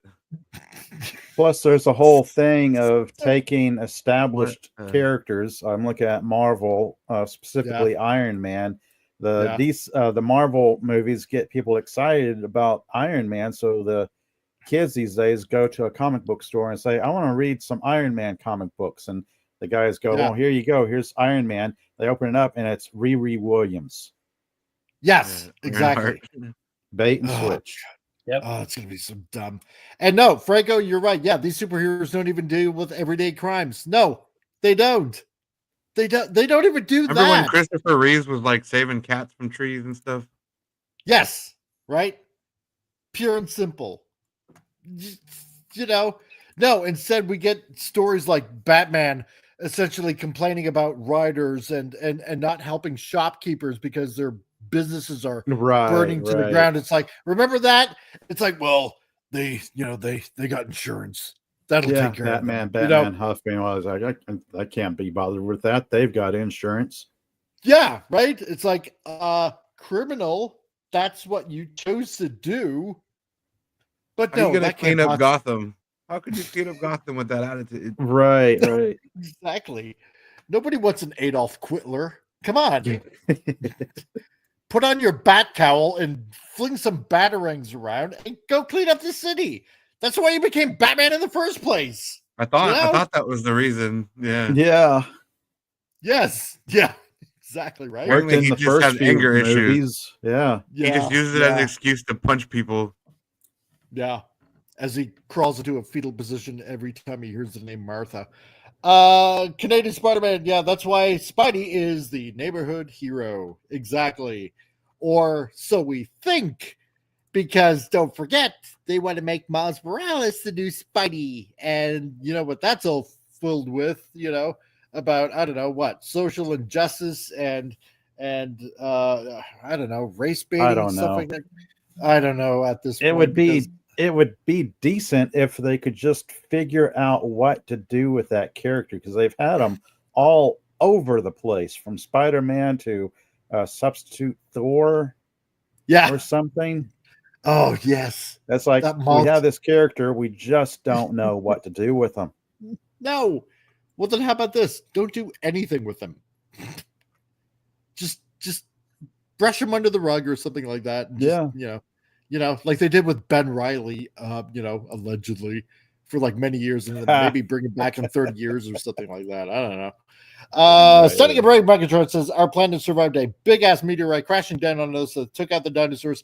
Yet these bitches think driving a gas powered car is going to blow up the planet. Yes, that's what they think. Oh man. John says, yeah, Miles isn't a bad character. He's just been used badly. Yeah, right. That I can agree with. I can agree with that, John. It's a good idea. It's just they're going about it all wrong, you know? So, yeah. But anyway, back to Diamond. So as Diamond Comic Distributors enters bankruptcy proceedings, the future of comic book distribution remains uncertain. So the company's restructuring efforts and potential sale of its varying divisions may reshape the landscape of comic book and collectible distribution. So the success of Diamond's reorganization will depend on several factors, including the response from creditors, the effectiveness of the restructuring plan, and the competitive landscape post-bankruptcy. The company's ability to attract additional investments or bidders will be crucial if they are to have any future viability. So, for an industry built on adventures of superheroes, the greatest challenge now lies in navigating the real-world obstacles of a rapidly evolving market. So, yeah, that's what's going on with Diamond Distributors. That's very interesting news. I wonder how this is going to affect Lunar and Penguin Random House. That'll be interesting. Or if there's going to be another distributor popping up to replace Diamond. Yeah, it's going to be pretty interesting if they're going to see a big surge now of, here, please put out our stuff. We're desperate. Right, because where are the stores going to get their books from? Yeah. Comicsgate. Ripasend. Yes. maybe somebody's business is about to explode. Yeah, maybe pop what you were saying. Like about the old comic ads and stuff like that.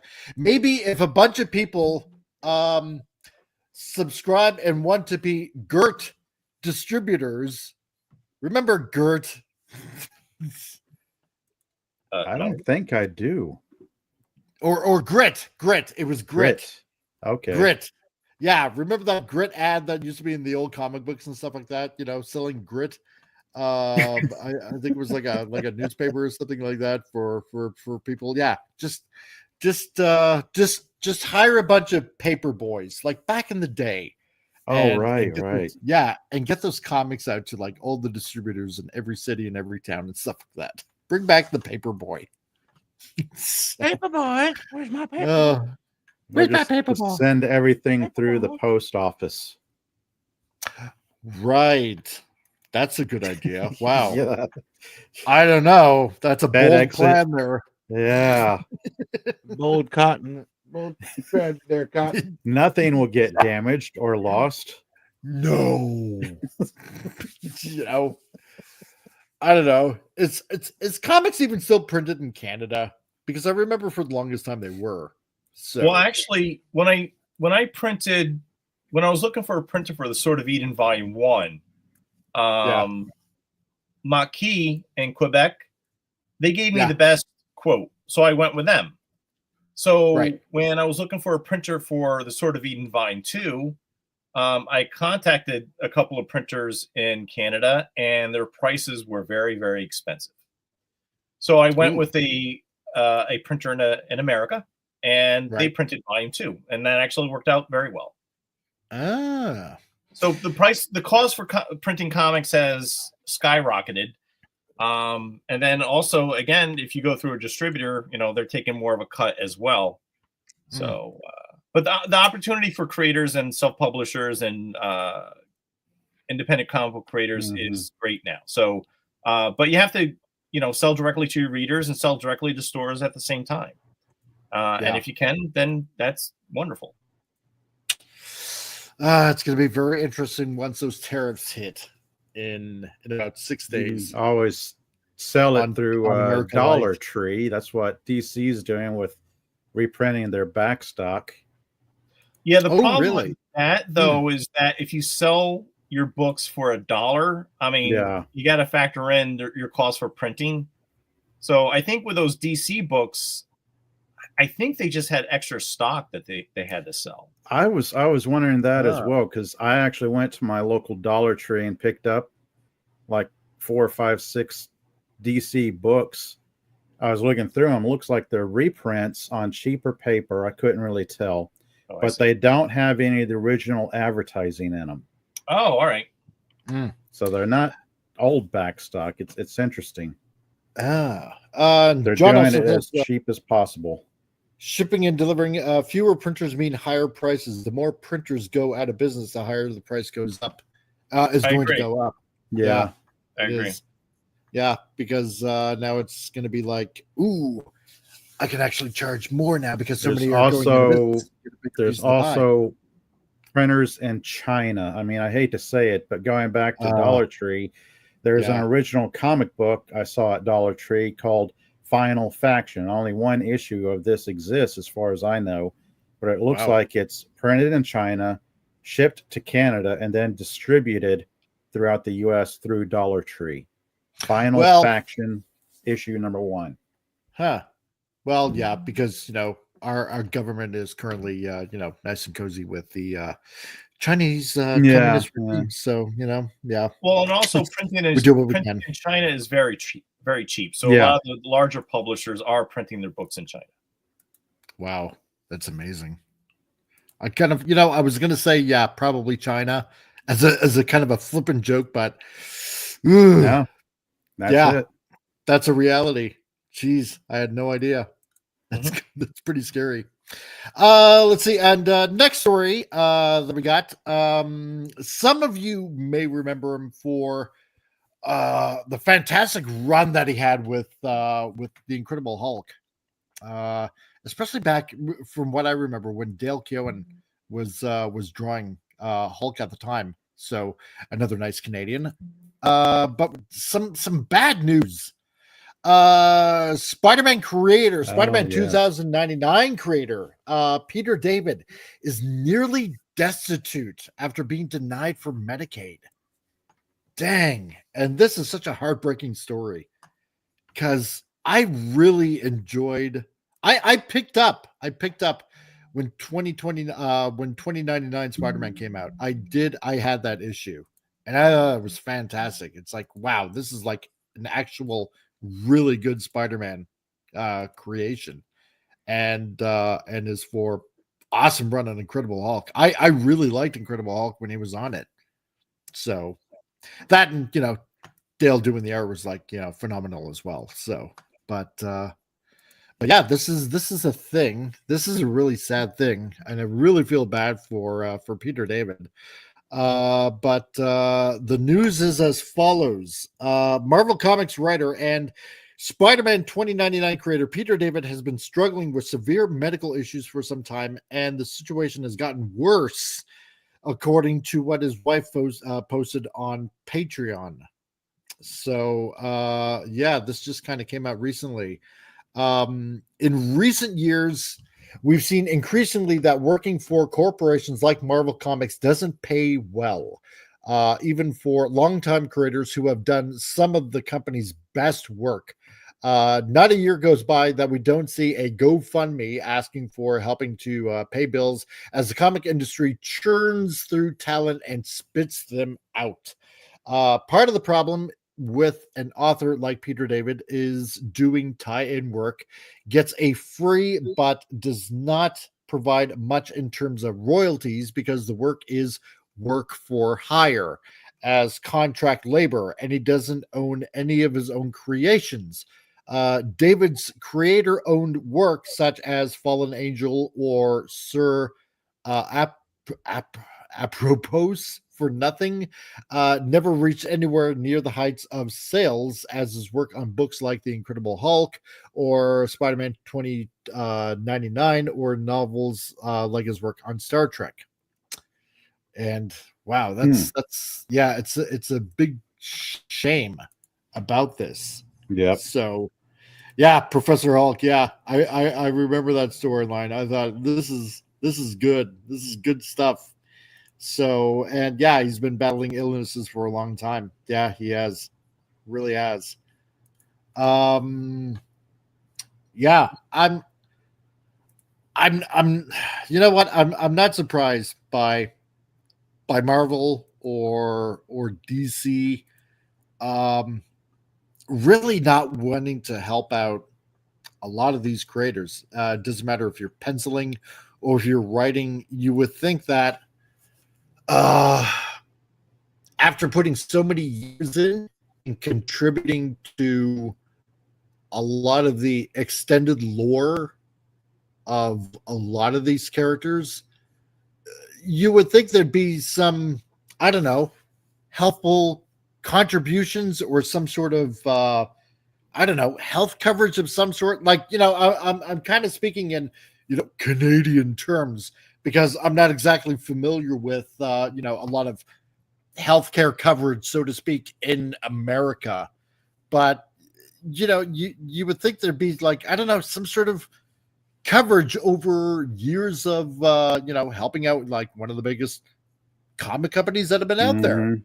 You know? Yeah, if you're self-employed or independent contractor, there's no safety net. No. Correct. You would yeah. Yeah, and you would expect, like, you know, somebody that a character that's recently been in a film like the Miles Morales Into the Spideyverse movie that came out that has actually Spider-Man 2099 in it with you know, with Miguel as a your boy Oscar Isaac. Yeah, right? That he helped co-create. You'd think that, I don't know, maybe it's just me that the royalties would be like kind of fantastic. But no. Well, I'm sure they're yeah, that is surprising. If that character was used in a film, I'm sure that Peter David got some sort of royalty from that. I'm not sure how much that would be. Also, how old is Peter David? Like, wouldn't he be getting Medicare and Medicaid? Yeah, if he's in his 60s, I don't know offhand. Yeah, so if he's 65 or older, he should get Medicare. If he's under a certain income, he should get Medicaid.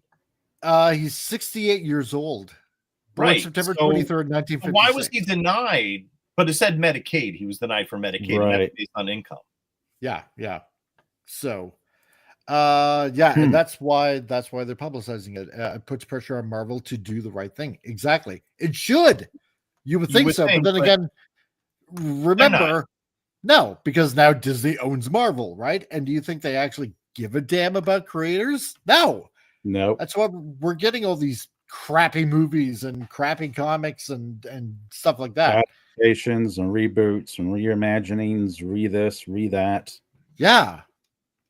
But see, because that's one of the things that makes me really angry, because on the topic of comic book creators' rights, this stuff makes me very, very angry, especially all the money generated in Hollywood from these particular properties and how the creators and or their heirs are not properly compensated for what they contributed to the industry.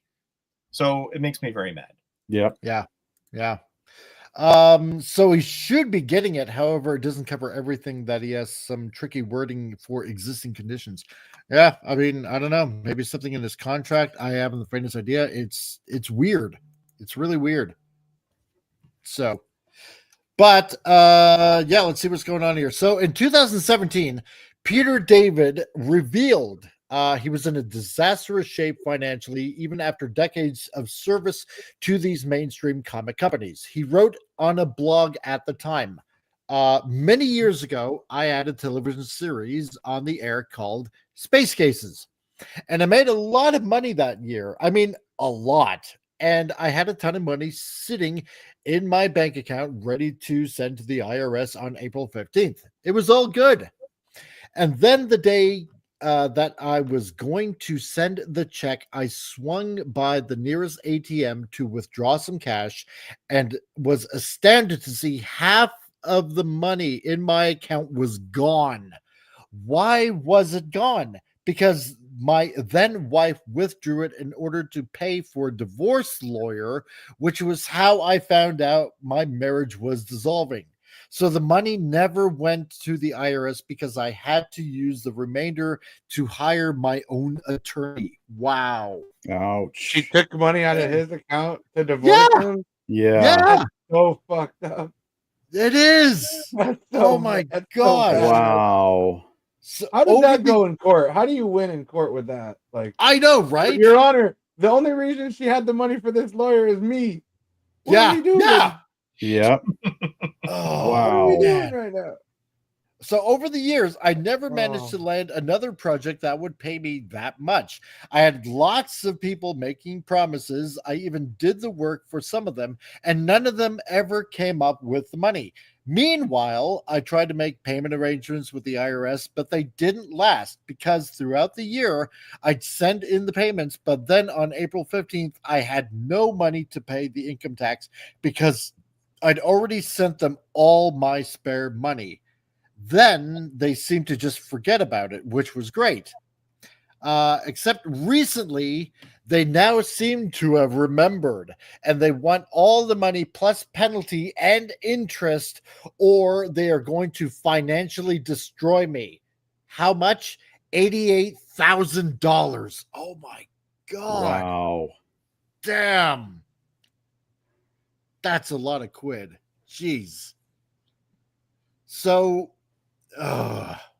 this is why you got to audit the Fed. So audit your wife too. Yeah, exactly. Right.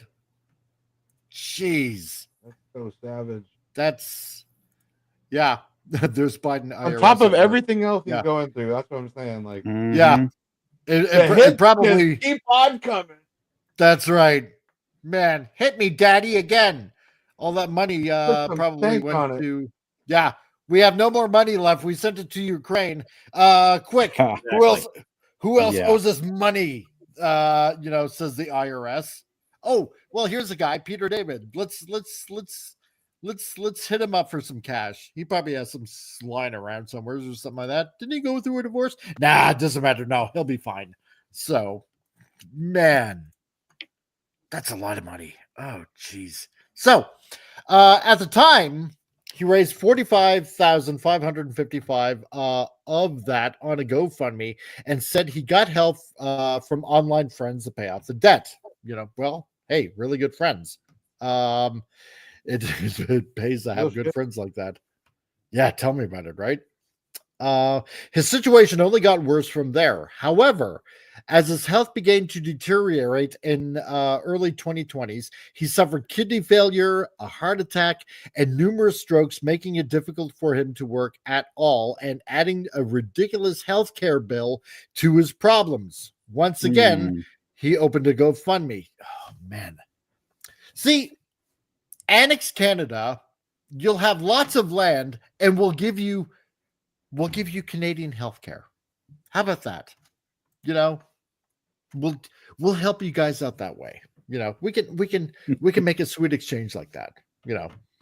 So over the years, the GoFundMe has raised $300,614. Great.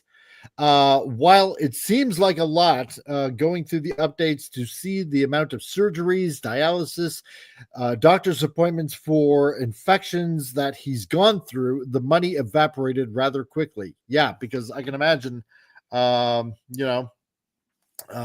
medical bills like that, especially down in the States for you guys, that goes by quick. Yep. That'll burn a hole in your pocket. So, John Peterson, yeah, whoa there. I heard how that works. Suicide booths. Oh, yeah. Well, yeah, we got the maid service, but that's purely optional. Right. Yeah, no, nobody believes that. So yeah, I can imagine that probably did not last long. But anyway, he writes, well, I have a mountain of paperwork to find. Peter was rejected for Medicaid after being on it for a year and a half. Insurance pays only for so many weeks unless there is a new diagnosis, and then the clock goes back to zero, and he has that many more weeks. Medicaid is why we are not totally broke. The other reasons are GoFundMe and Patreon. We shut down the GoFundMe down because I thought we were financially secure while I continue to try to find a job I can live with. Now this has reared its ugly head.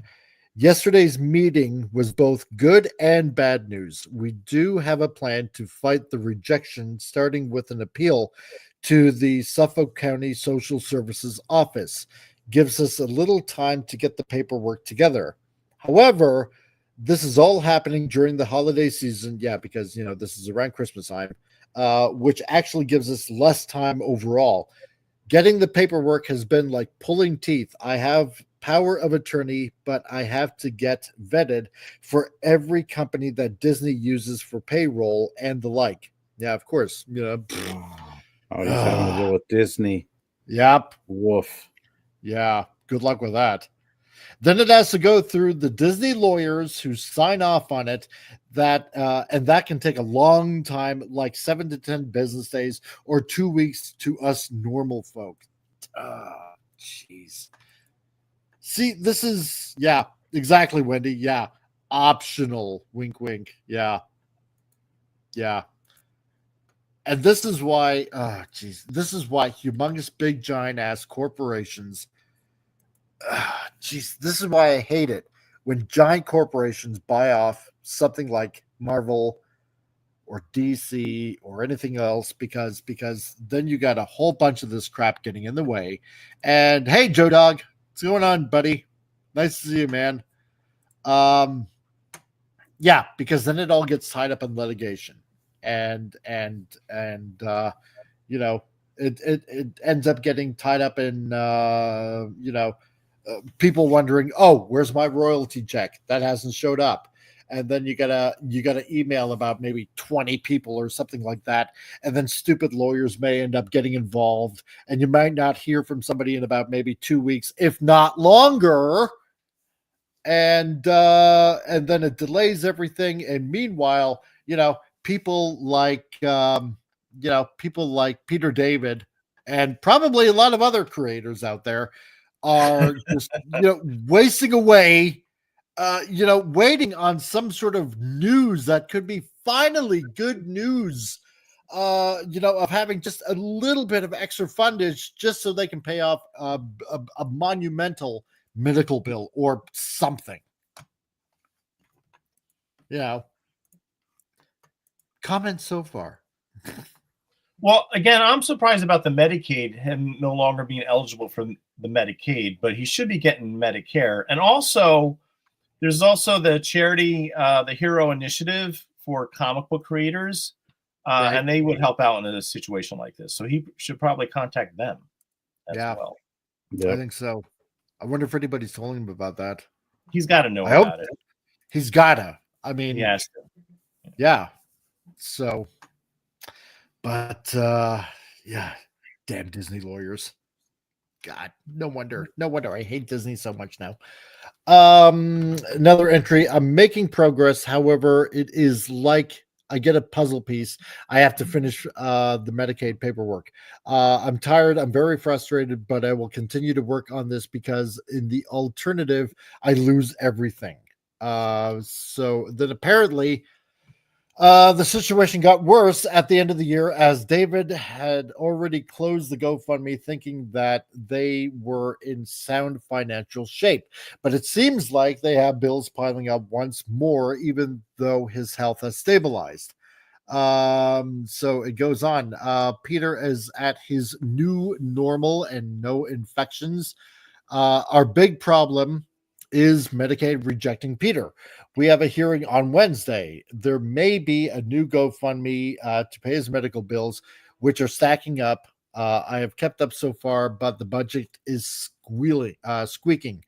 The saddest part about the situation is that he worked for so long at Marvel Comics, sorry about the train, with almost nothing to show for the situation.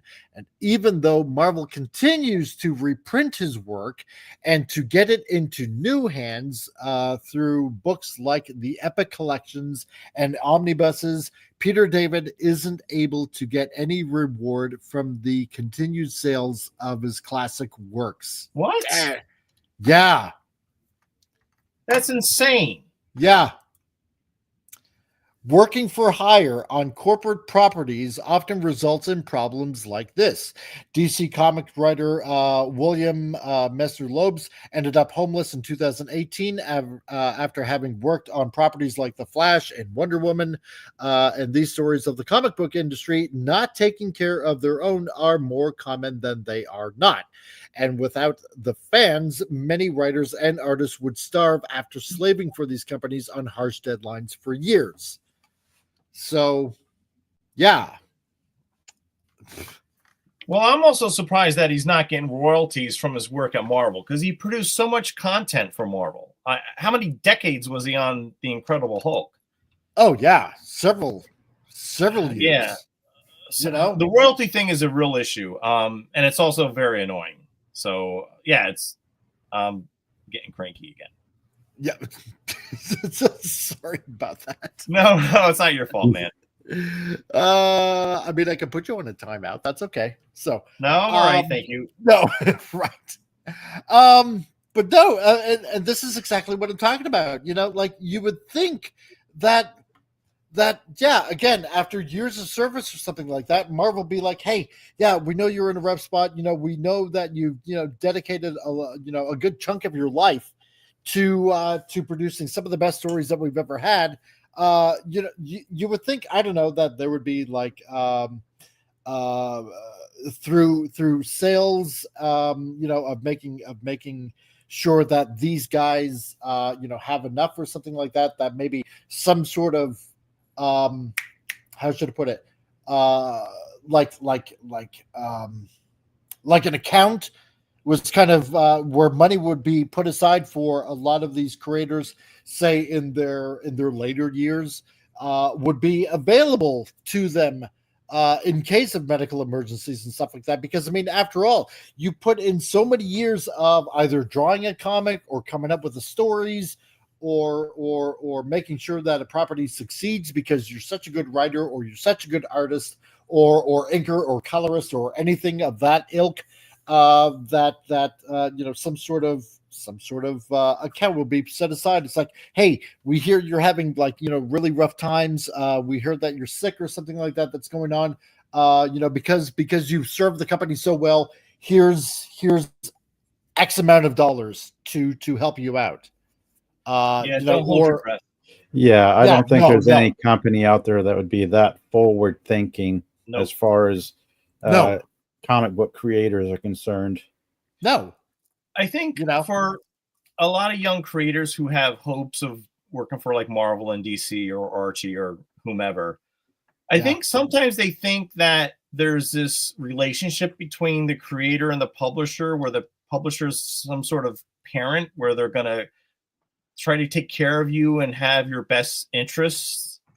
And that's just a false narrative. I mean, the history doesn't show that.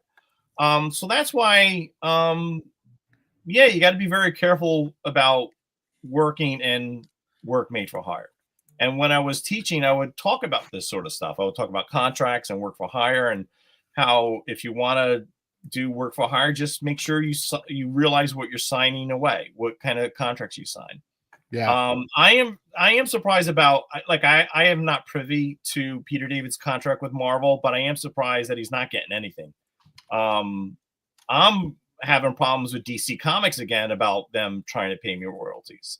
And the problem usually occurs also, even if you have a contract, if the company's bought by another company, or the people you used to work for in editorial are long gone, the new company or the new editors, they might not think that they need to abide by your contract anymore. And that's the situation I'm in. And it's, it's very aggravating. It is. I mean, it's scary because, what if they don't like your What if they just don't like the way you look? What if they just don't like what you believe in? What if they just don't like your politics? You know, Who you vote for. Exactly. You know, and this stuff does happen. So don't think that it doesn't. Yeah. No, because it fully on does. And that's how I ended up meeting with you, because I saw this story about what DC did to you. And it's like, this is not right whatsoever. This is just so wrong on so many levels. You know, because you put a lot of blood, sweat, and tears into the work that you're doing. You know, not because out of fame and fortune, although, you know, that might be an added bonus, except, you know, maybe not in Neil Gaiman's case in this case, at this point in his life. But you know, you do it because your love of the art, because you're having fun doing what you've always wanted to do, maybe as a kid or something like that. And finally you get to add a little bit of that, you know, something to a particular character, you know, to maybe add a little bit of a bookmark or footnote in its history of something the character is doing and whatnot. And it's just fun and exciting when you can contribute to something like that. And it ends up making headlines, or it ends up being the bestseller or something like that. And then for a company to say, well, you know, hey, thanks a lot, but we don't need you now, or we're only going to pay you. I've never heard thanks a lot, so that would be nice. Yeah, it would be. Is this the same sort of thing that led to the creation of Image? I'm just thinking back to when the creators left Marvel DC to strike out on their own, so to speak. Yeah, I think you're right. It's similar in that Rob Liefeld, Todd McFarlane, Eric Larson, Jim Valentino, Jim Lee, they were making so much money for Marvel. And also they were getting paid a lot, but the amount of money that they were generating from Marvel, they just believed that they deserved a little bit more. And it was also about, this is the peak of their creativity. And if they really wanted to be financially stable, they realized that not only should they get more money from Marvel, but that they should create their own work and own it. And then that way it's, you know, it's a great career move.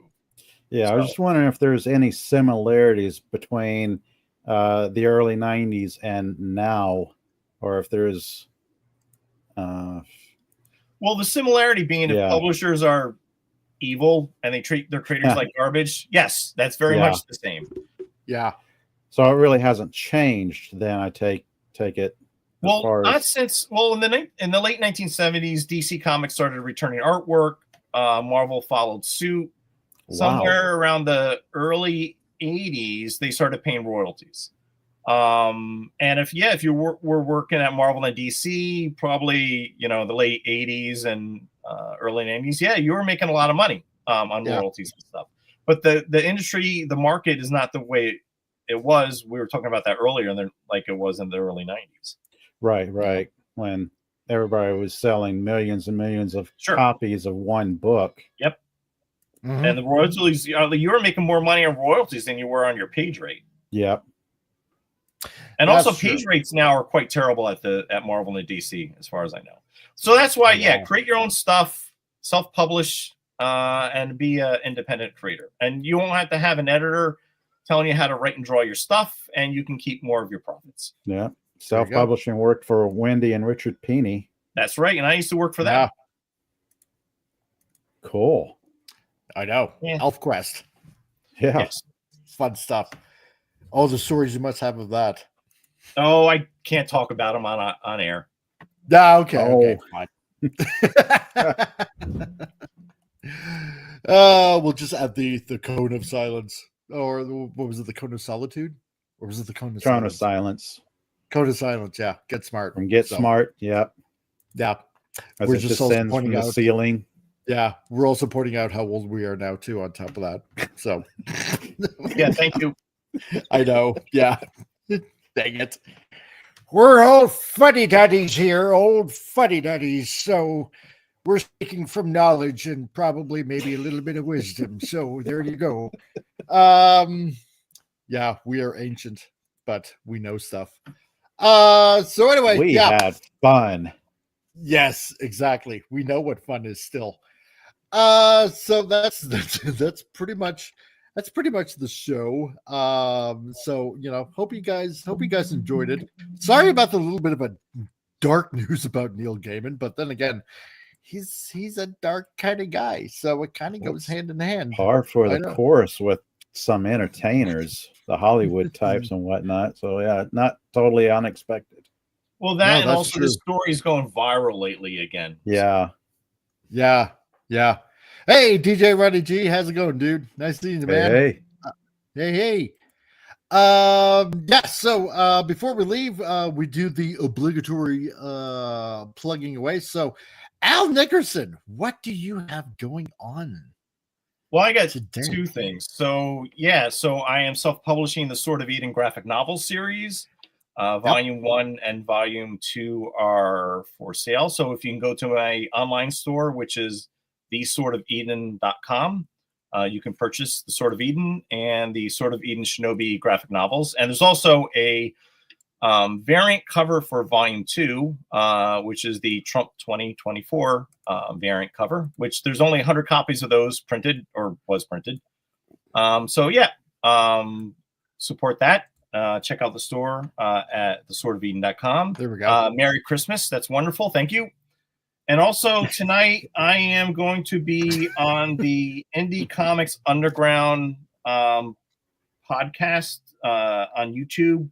So if you search YouTube and search for Ben Jam, the Ben Jam Hut. Yeah, Ben Jam House. He's got a new show called the Indie Comics Underground. So I'm going to be on that.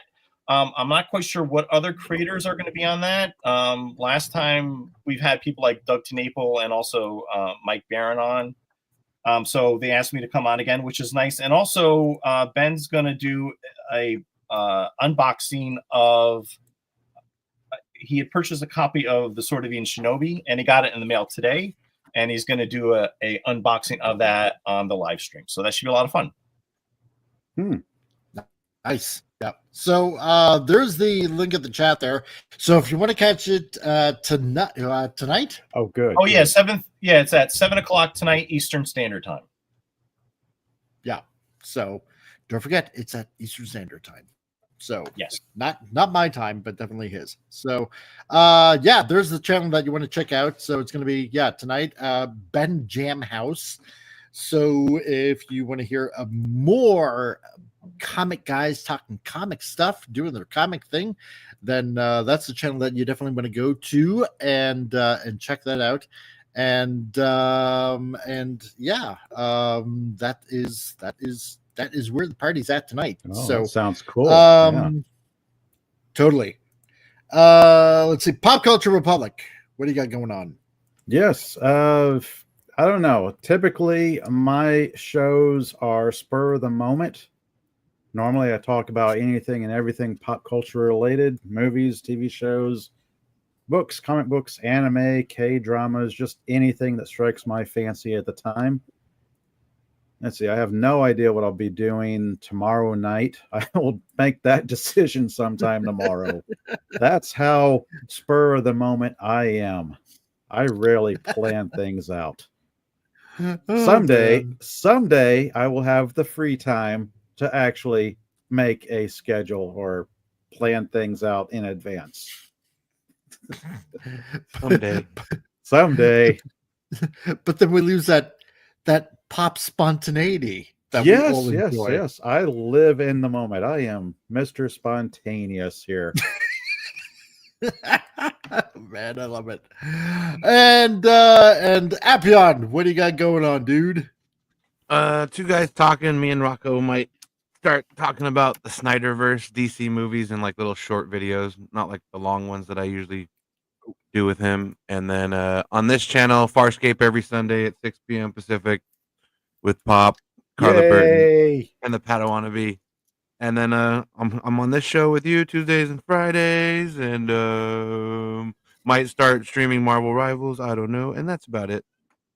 All right, for now. I'm kind of spontaneous with my uploads too. Just keep the notifications on. You never know when I might pop up. Oh, that's right. And right, Bob, you know what I'm talking about. Yeah, yeah, Yeah. Your spontaneity is more planned out. I think I'm completely random. Oh, okay. Well, there you go. That's randomness is the spice of life. So Yeah. and there's Tom's channel. Tom couldn't be here That's today right. because Tom, miss you, dude. So if you're listening, hey man, feel better. He couldn't be here today because he had to get something medical done. Yeah. Yeah, I'm gonna horrify everybody. He had a needle that he had to get stuck in his eye. So a little bit of a medical treatment. Yeah, right. So I don't want to do thoughts and prayers, but hey, if you can give him your thoughts and prayers, God, that sounds so cliche now. He will be back.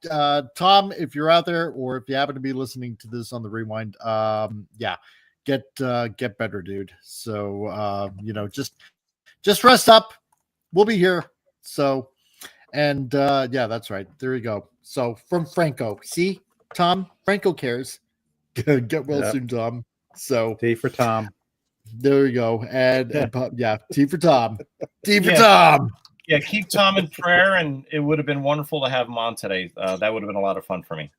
There you go. See, I'm going to show it off for everybody. Yeah, we're always here. That's right, having fun. So that's the show for today on Titillating Tuesday. So seeing how Tom isn't here, and I'm going to have to do it myself. No. Also, I know, right? Gonna have to do that. Self-promotion. God, I hate that. I feel like part of me feels like just be quiet, and don't say anything. Just keep on with the show and just go out with a bang. But it'd be like almost like this,